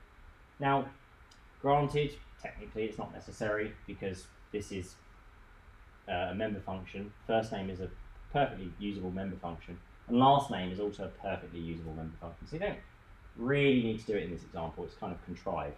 But were it the case that these were actually internal and there was no way to access them, this would be the way you have to do it. So friend is this manner of hole punching that I'm talking about. So can you take that out of struct and put a student double dot?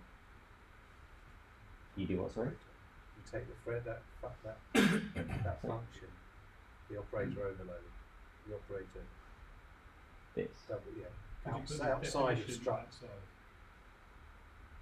You can. So you need the declaration, right? You need the whole declaration if you want. You can't delete the friend. You're saying you just want to separate the code from.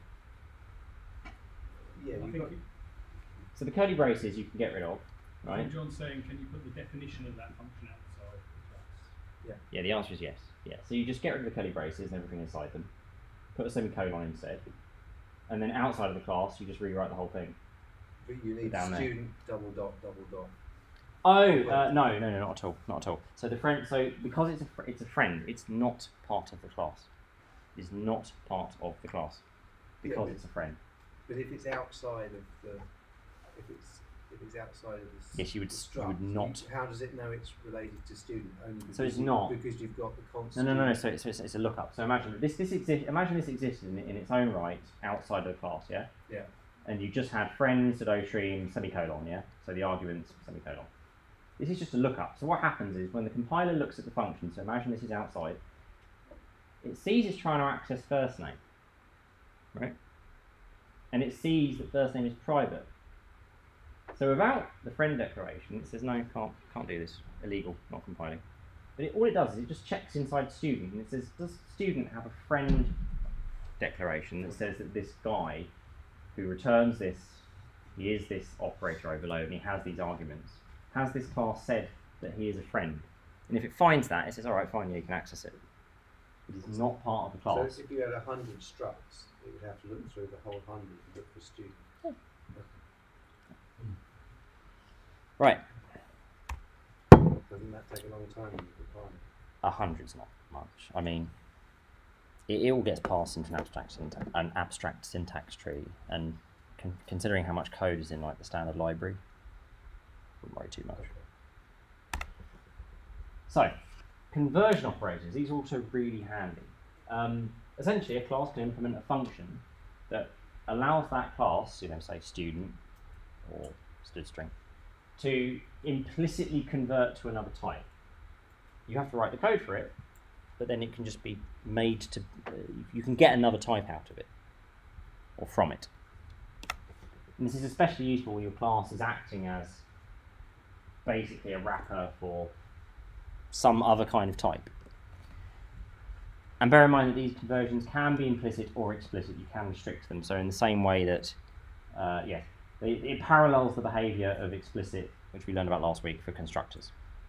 So where an explicit constructor is restricting what you're allowed to construct the class from, or saying that you can't implicitly create a class for an argument. Similarly, you can't, if you put explicit on a conversion operator, you can't just have your student magically become a string because somebody wants a string. But you don't usually actually want that, generally. You typically do actually want your conversion operator to be implicit.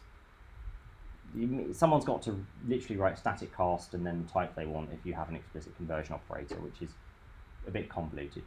One exception is operator bool, because an if statement is special for that.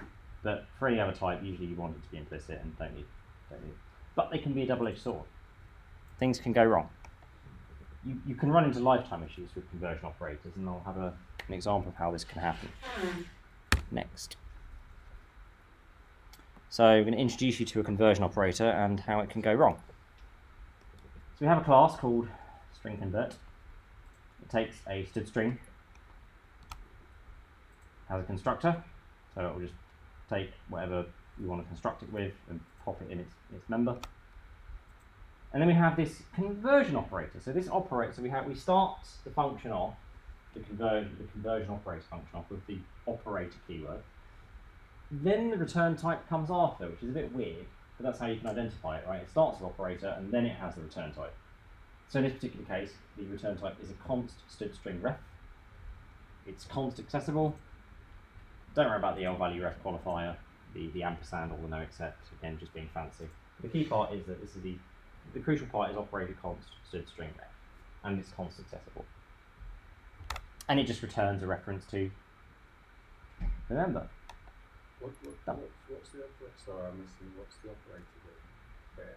The first operator. So when you start off the declaration with this word operator, it means it's a conversion operator. Inside a class or struct, you're saying that this is, if somebody wants a const std_string ref or anything compatible with a const std_string ref, but they in fact pass this class, the compiler is allowed to say, well, they don't actually want a str_convert, they want a const std_string ref, or they wanted a std_string. So if I call string convert, so with 1, 2, 3, 4, 5, it will give me a string. No. So imagine I have a str_convert, right, which has hello in it, and I do std_string x equals, and then x.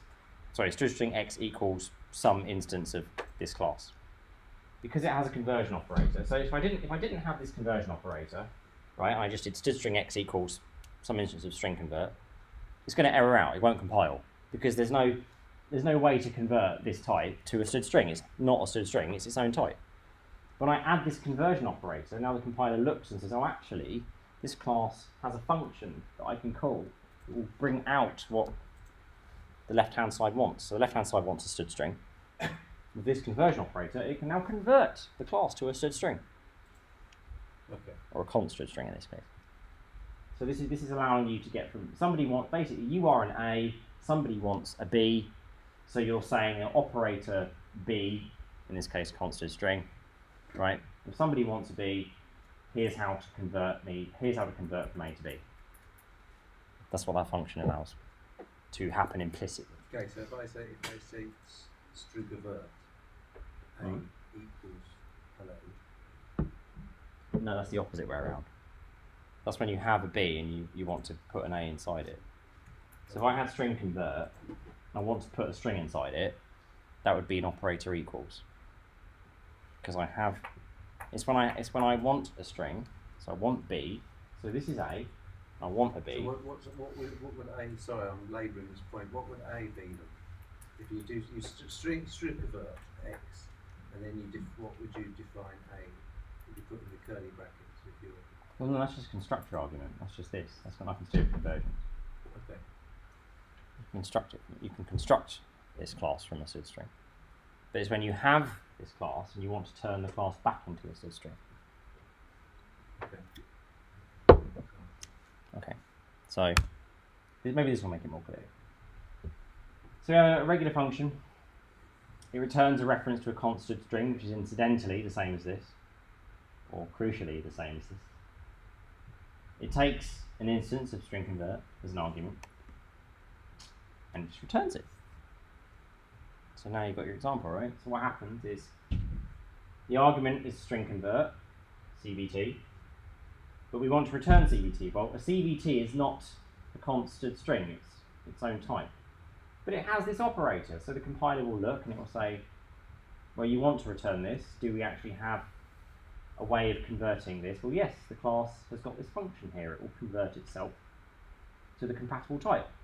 So then this will happily return a constant string ref. But we'll see, can anyone already see why this is going to crack? Why this is undefined behavior?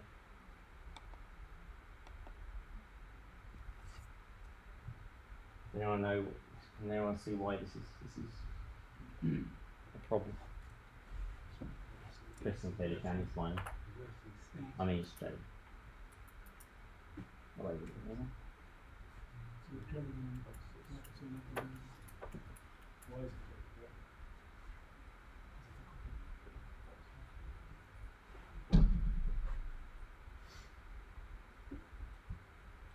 no one?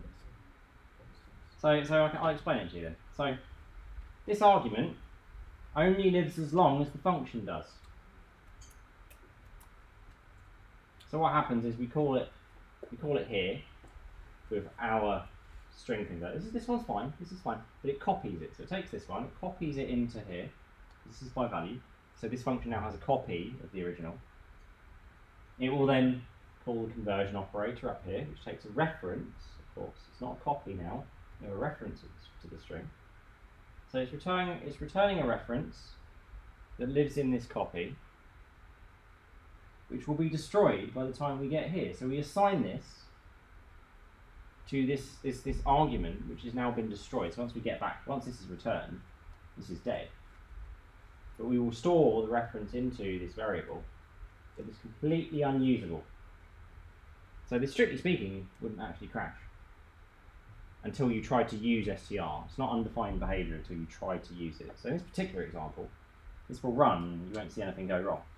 If you try to use this, undefined behavior, your program can blow up. So, putting it all together, and hopefully there should be enough time to get most of this exercise done. And again, another great quote. Actually, I made up the term object oriented, and I can tell you I did not have C++ in mind. Okay. Right. Exercise. Parts 1, 2, and 3. Get cracking.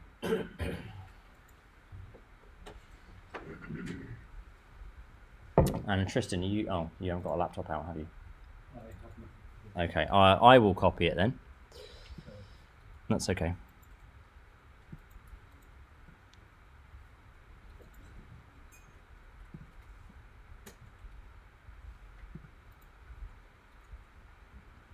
And I pasted it to you last night, right?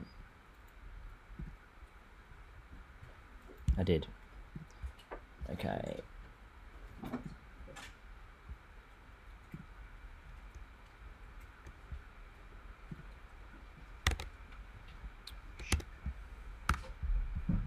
try that again. Please bear with us. Copy link, right. Come on. Okay. It is pasted into the Slack channel.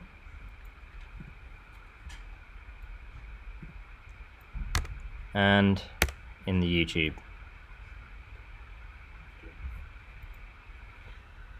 What was the Slack channel again? CPP London Uni.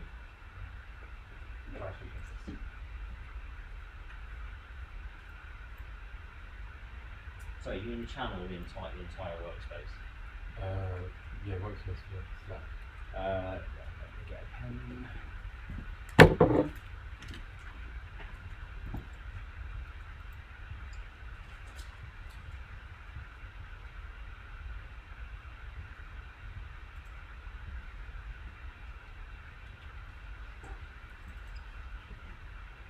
That's for registration.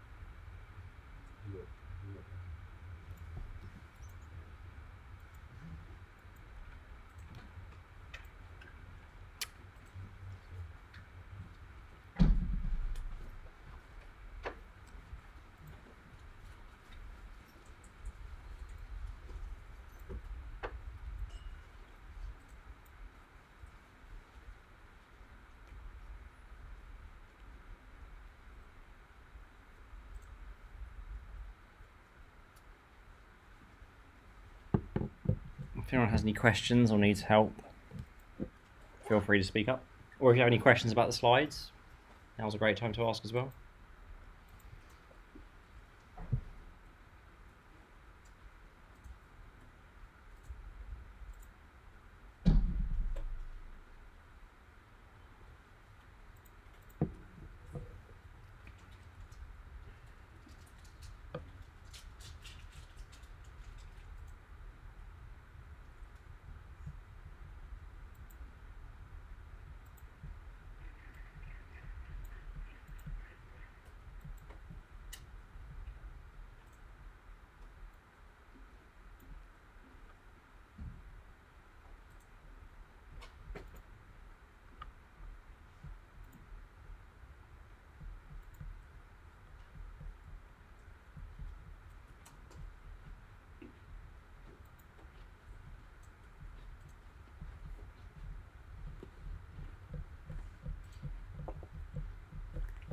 Check out the view from this end. Yeah.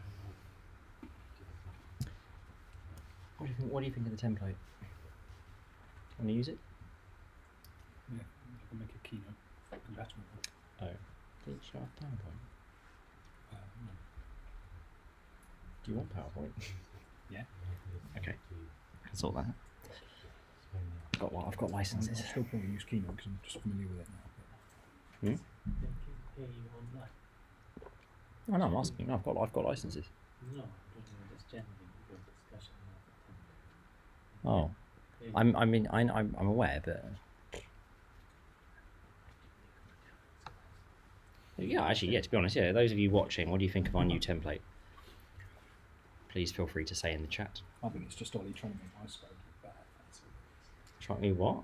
Trying to make my slides look bad. I wasn't trying to make your slides look bad. I just felt we needed like a I think the green thing. is a bit heavy on the eye. See, that's what I'm kind of open to. What did you think of the colour for the intro slide? I know you missed the intro slides.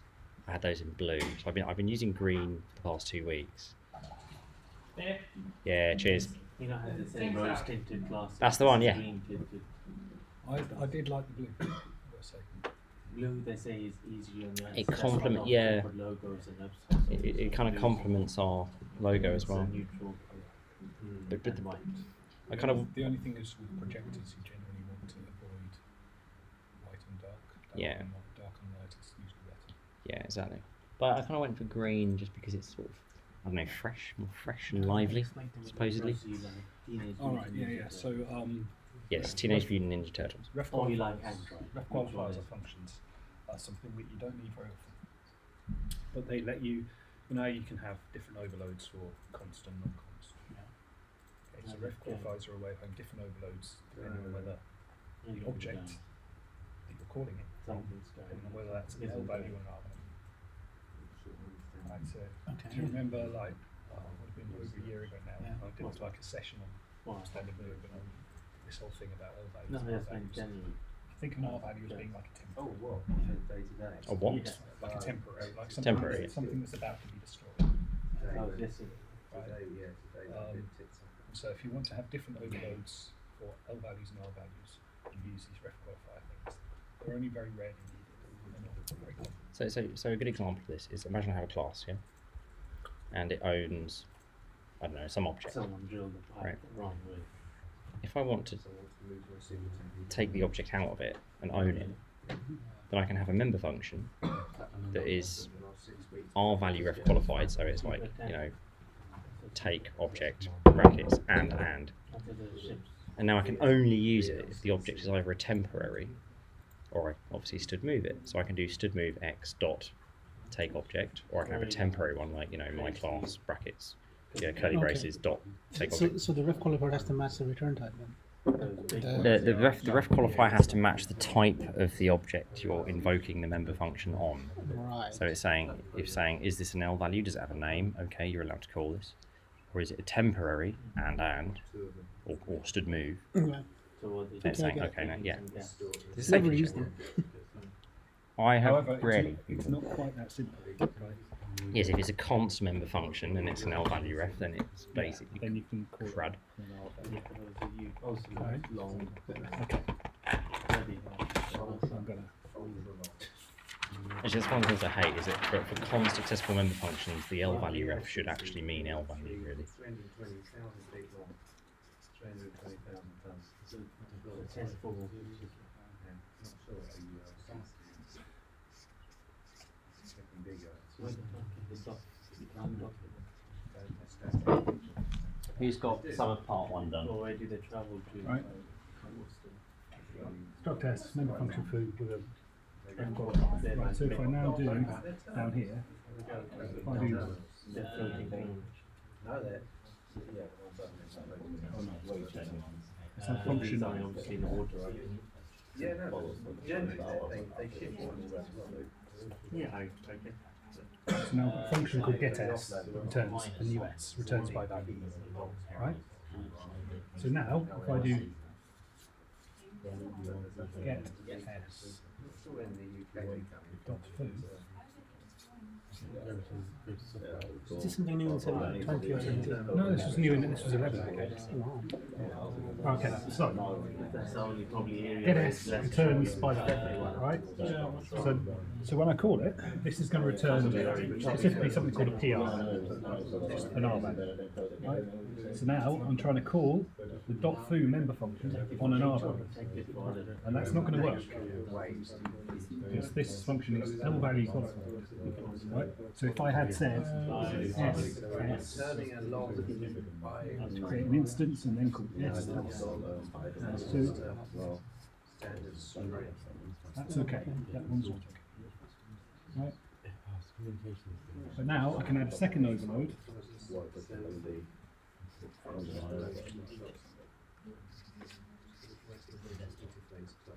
And so R value ref qualified. And now that one will work, and then we'll call that, and this one we'll call that. And just sort of recap quickly, you've got L values, Yes. GL values, Right. PR values, Yes. and X values. And L values. And then the what? Right. So every expression has a type and it has value category. Every single expression. Right. So every expression has a type and a value category. The value category is exactly one of L value, PR value, or this funny thing, X value. X value could be either an X. No. Every expression has one of these three value categories, one and only one. Okay? Now, it turns out these things have properties in common. Right? So, put together, this and this, we put these together to something called a GL. And that means basically, yes. So this is the I log. But I'm just, so I'm not sure there's the log info. These are separate. I don't think we need login. These things are heavy. Bloody hell. Right? Exactly. Well, I was trying. Yeah. You need a member. That means it has an identity. There is some storage there, right? I can take its address. There is a value, a variable somewhere stored. I can take the address of that variable. That's what I was trying to do. These things Yeah. together. So, When you say together, you mean you don't mean together. You mean they have these. They have these properties in common. so that's the log. And we've named these concept If you properties take a R constant value. reference to standard string. So I think that's And this means- 0 at the end. And then, so that's this. Can This should work exactly the same as log info. right, so I can steal its contents. Right? How do you do that for an X value? How do you have both of these properties at the same time? Okay, because an X value is an L value that you have passed through standard moves to say turn it into an X value in order that I can steal from it, that I can move its contents out. Right? So every expression has one of these three. Okay. These two have common properties. If we're interested in the common properties, we say okay, any GL value. So if you have a function, that takes reference, Yeah. that is actually an X value because it's actually got a name and No. Oh, sorry. If it were okay. Let's say I have function. This function returns a const reference. Const. STD. Yeah, when you try and forget, Reference. Okay, this is function void foo, and it takes as an argument an R value reference to this. Well, just pass into it here. I might come back if I get a bit more free for work. I just wanted to check which point of the program you were. Oh, I'm nothing to do with the exercise. We're talking about object-oriented programming. Okay. Yeah, I saw we were using virtual functions with a public private. I don't know if you're also doing base classes and children classes. Yeah, exactly that. Okay, so doable for me. Ollie's actually teaching this module.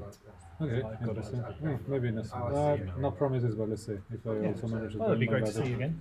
Yeah, it would be also great for me to refresh. Consider not to look nerdish without touching my phone before. This is, I think, the only app that I'm using when I take a break. I don't know if you ever tried the solo learner.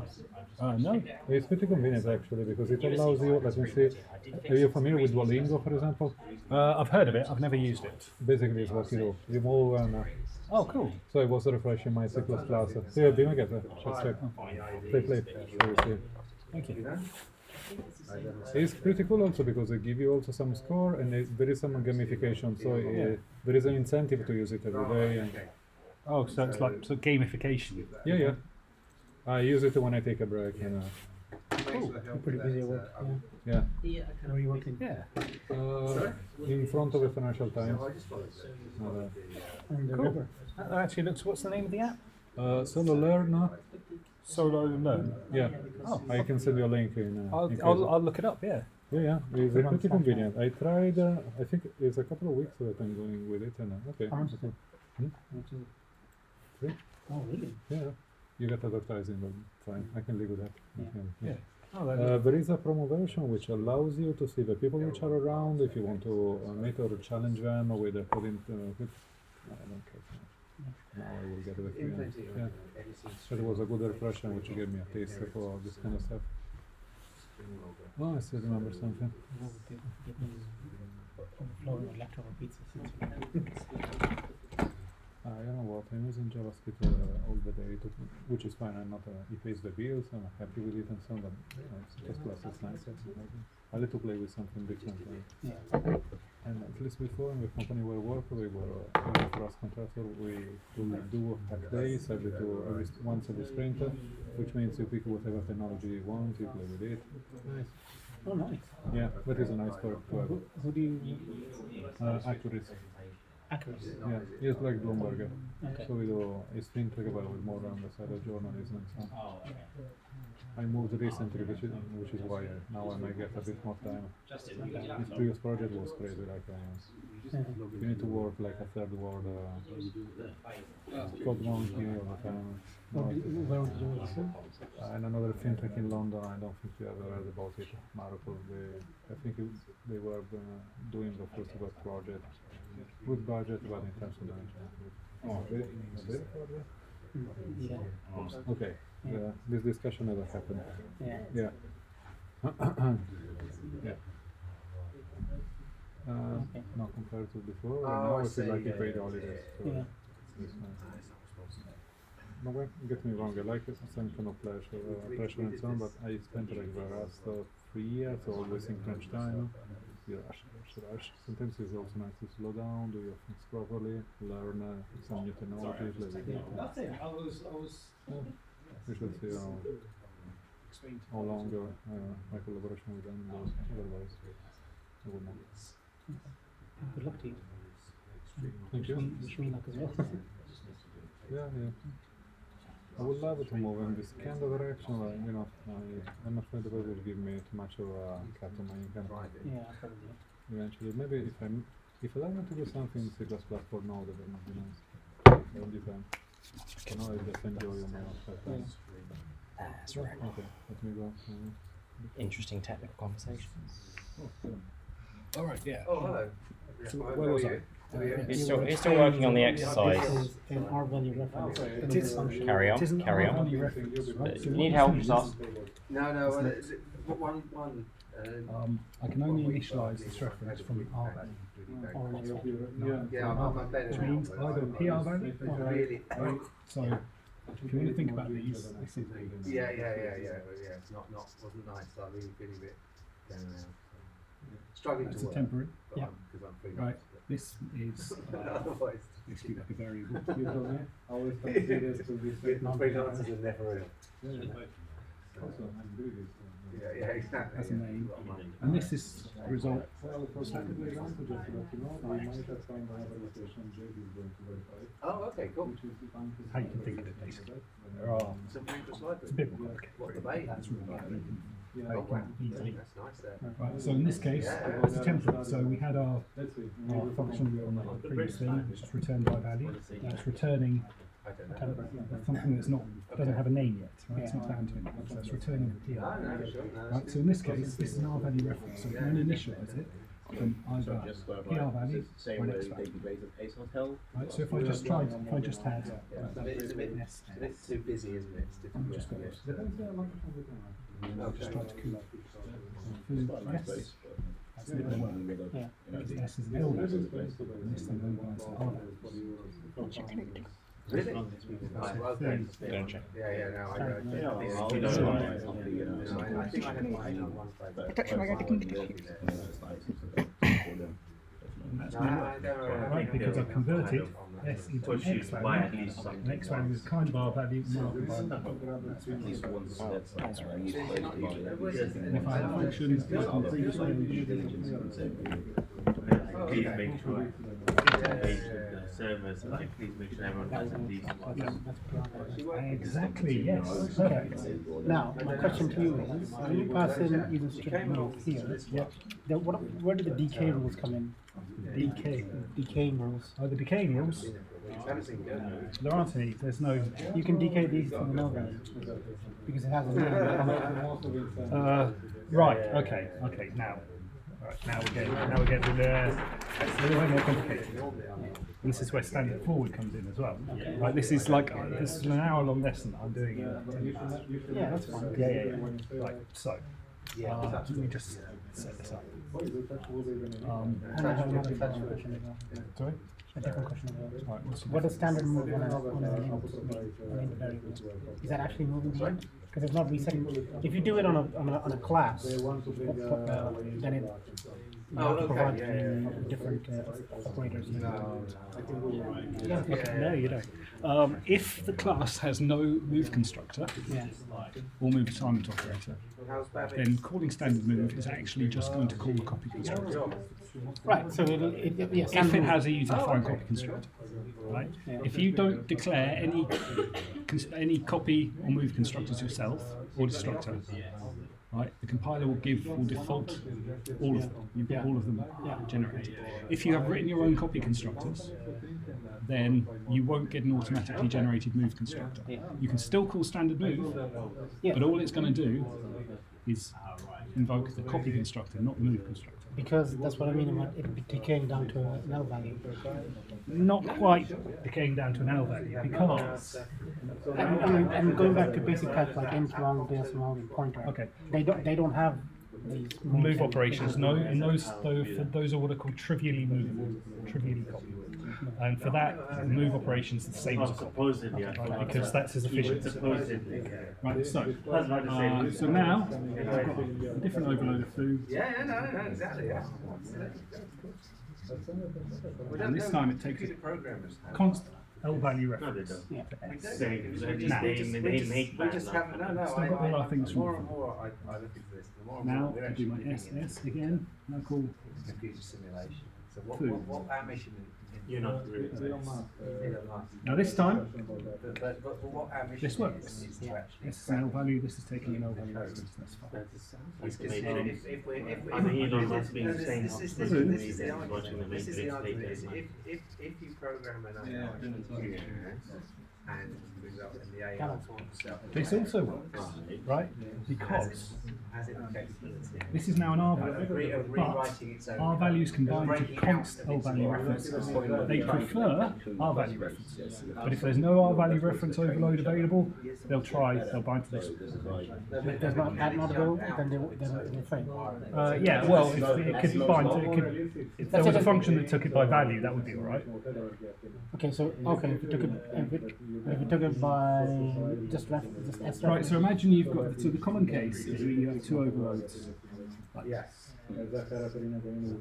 Well, this is where Elon Musk says that how do we know whether we are not fixed? one that takes const L value reference and the other one that takes an R value So reference. this one will bind to that. Yeah. That doesn't bind to that. Yes. And if you have another one that just is Extremely So there's so one bind to that. No, the only one that will work with that is that one. And if you have just a full value, that's still Oh yeah, then you're going to get ambiguous overloads of things. But if you've got food that takes S by value, then anything can do it. That's fine. Well, as long as it's copyable and at least copyable, Or preferably moved. So But that's up to you could then. bind, so that will try to go for that one. If Yeah. not, go for that one. If Well, not, go for that one. no. All these things cannot exist at once, right? Because if these two both exist, it'll be ambiguous. There's neither one is preferred, right? The same thing happens if these two exist. Neither one is preferred. The same thing if these two exist. Well, in this case, neither one of those is better than the other. Right? So basically, you have to choose either take a reference or by value. So that's why in all these examples, Ollie was having the constructor taken by value. It saved him having to write all these separate overloads. Although, for my example for the unique pointer, in real life code, I prefer taking unique pointer by R value reference, because it explicitly forces Yeah. It, Oh, it the works unique either way. pointer? The unique pointer. Yeah, so unique because it's move only. Because it's a move only type, Yeah, no, it's I might as well just take it by R value reference, right? Then there's no actual operation occurring. I mean, it'll optimize out anyway. Because I take it by R, if I take by R value reference, I have to stood move it anyway. Even if I didn't, you have to stood move. If I stood moving, there's no move operation occurring, right? It's just saying R value reference, cast it, that's it. There's no actual code generated from the cast. So for unique pointer, if I take one, I prefer to just use the R value and. Is that topic finished? Well, we could go into standard forward if you want. That's what I was going to ask you. Oh god, then it gets Oh, complicated. templating. Right. So standard Perfect forwarding. Right, Sorry, standard go on. forward is only relevant when you're talking about templates, Okay. and specifically when you've written How's it called? Three blue, one Oh, brown. I've seen some of those. Very, very interesting. Anyway, we digress.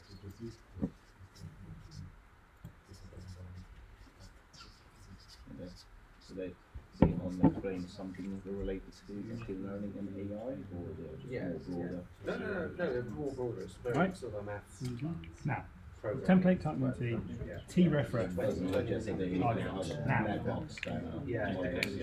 This is something a bit strange because this thing looks like an R value reference, right? We've written it exactly as we wrote an R value reference there. However, because this t refers to a template parameter, this thing here is what's called forwarding reference. Data members. Three private data members. Right, this is the most confusing thing about That's way too advanced. this whole R value reference. To me, it's too advanced actually. If this is a directly named template parameter, you've got refref, it's not an R value, There's some Python. not always an R value reference, right? It's something called a forwarding reference. And this means that if I were to say, forget what that actually is. If I were to say S, as we had before, now I'm going to call foo of my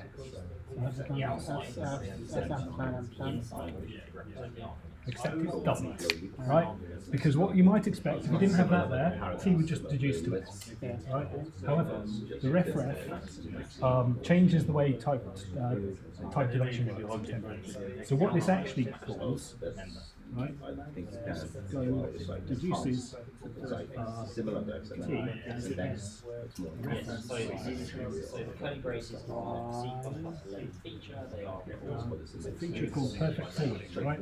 So Oh, I see. Okay. Because this is an R value that has to become an R value. yeah, exactly that. So within the instantiate, what the type of the foo that's going to get instantiated or specialized is foo of sref. And then we take refref of sref, which is just sref, and so we get this function signature. And they're starting. We did foo of get S.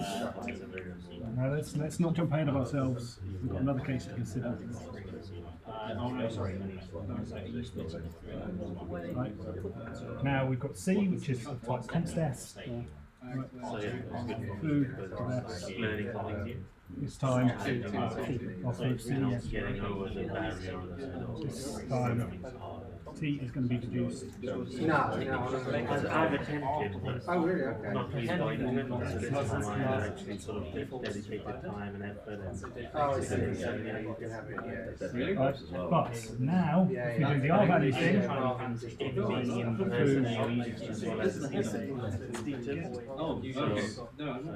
now this thing's a PR value, right? So we're going to get a slightly different deduction.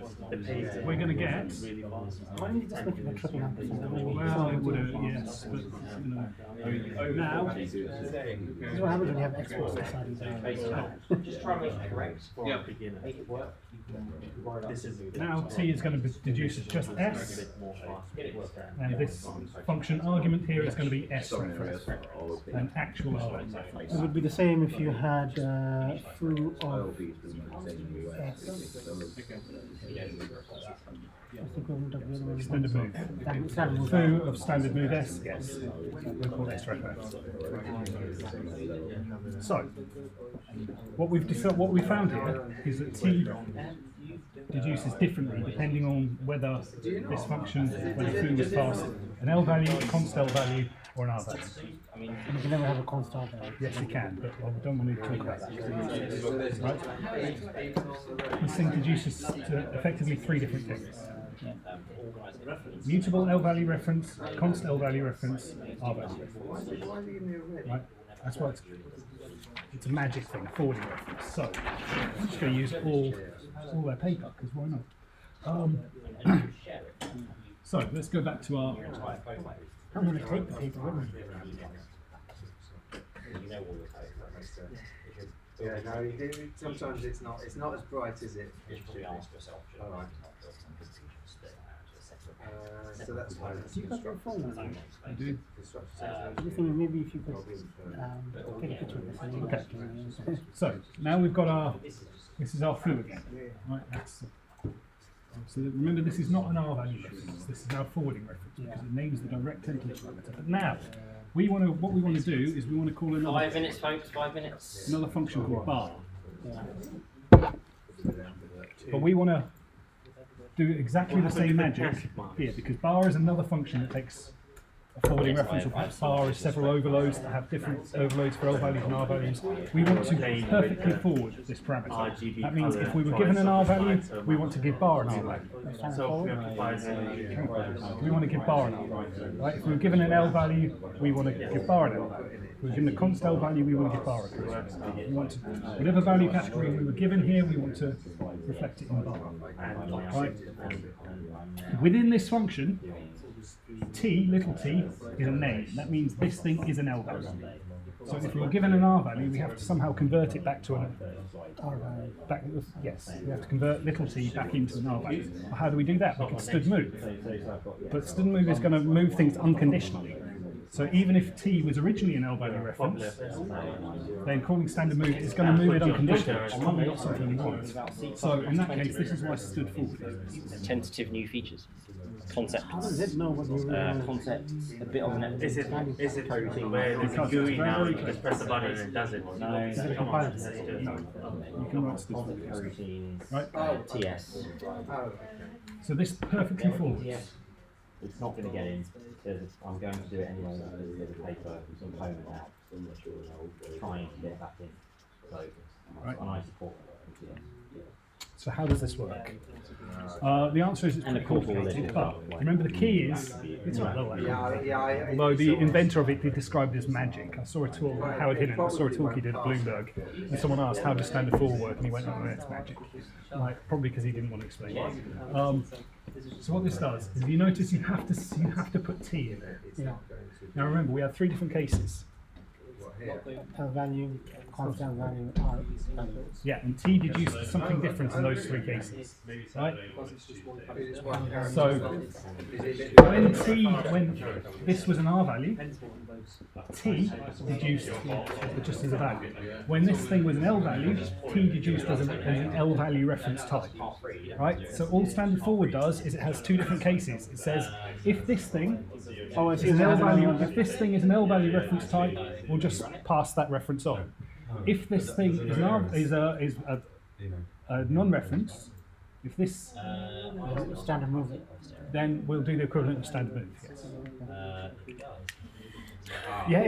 Yeah. This is like I've done a full hour on this before, 2 hours, and that wasn't really enough. This is hardcore stuff. I need a recap on it. Thank you for that. Could I ask you to do a picture? On your phone, could you take a picture?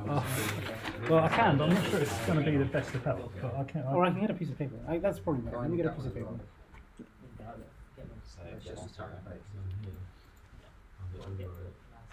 So, oh no, so go up to the interface. This is log. Yeah. I'm going to do. Is it just this?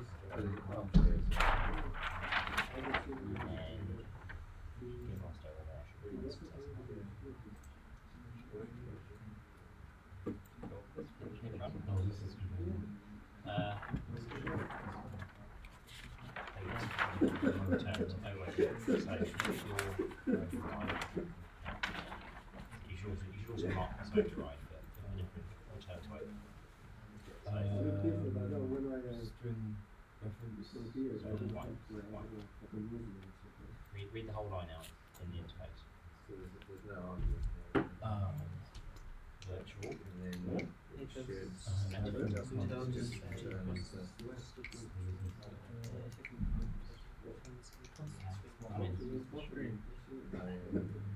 Play button. Message.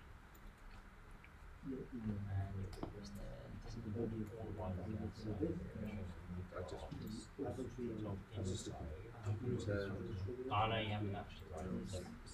So you're going to copy that all down to a post-it note? Yeah. Take that. Just take a picture. No. Better to write it down. You'll remember it better.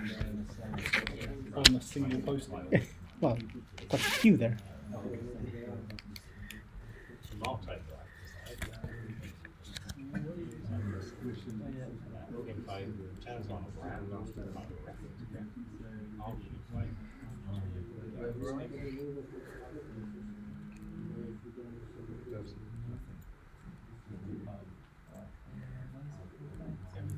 that's why the area where I said it was great. It tells you where the leave it.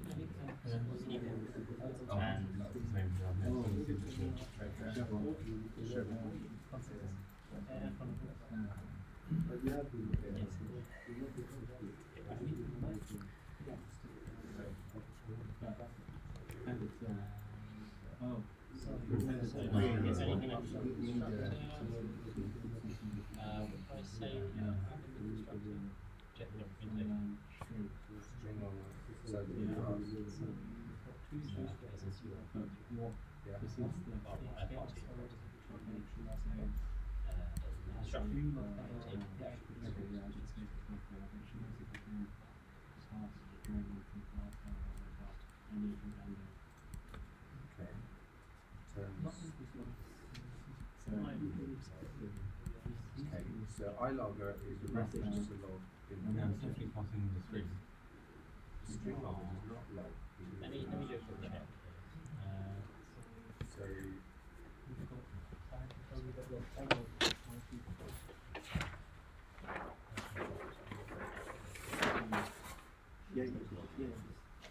Hey, page 2 already.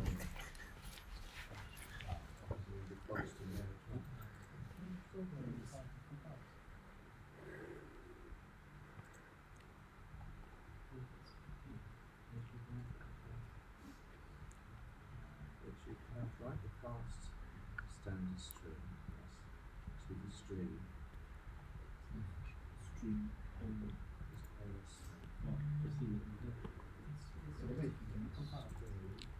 Is this info as well?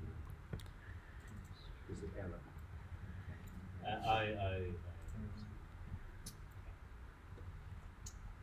So it's a class. Yeah. Everything defaults to private. Right, yeah. So all of this is private. Yeah. So we'll just go for it. On its place. Run it. Oh yeah, okay. Yeah. Done it. Excellent.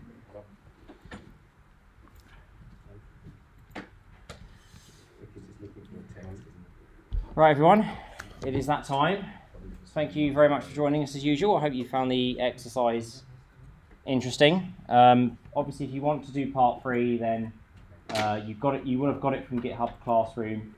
You can just push it to your GitHub repo, and just let me know on Slack or speak to me next time on Thursday. I'll happily review it. But as ever, thank you very much. As usual, we're going to head to the pub, have a chat, have a few drinks, talk about whatever. And if you like what we do, we have a Patreon. Feel free to support us there. Hopefully we can maybe raise enough to find a permanent home.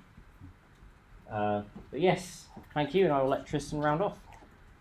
Oh, I have nothing to say that Ollie hasn't already said, other than we're going to the pub, buy Ollie a drink because he deserves it, and thank you all for coming, and I hope to see you all next week. Cheers. Oh, thank you very much. Give him a round of applause.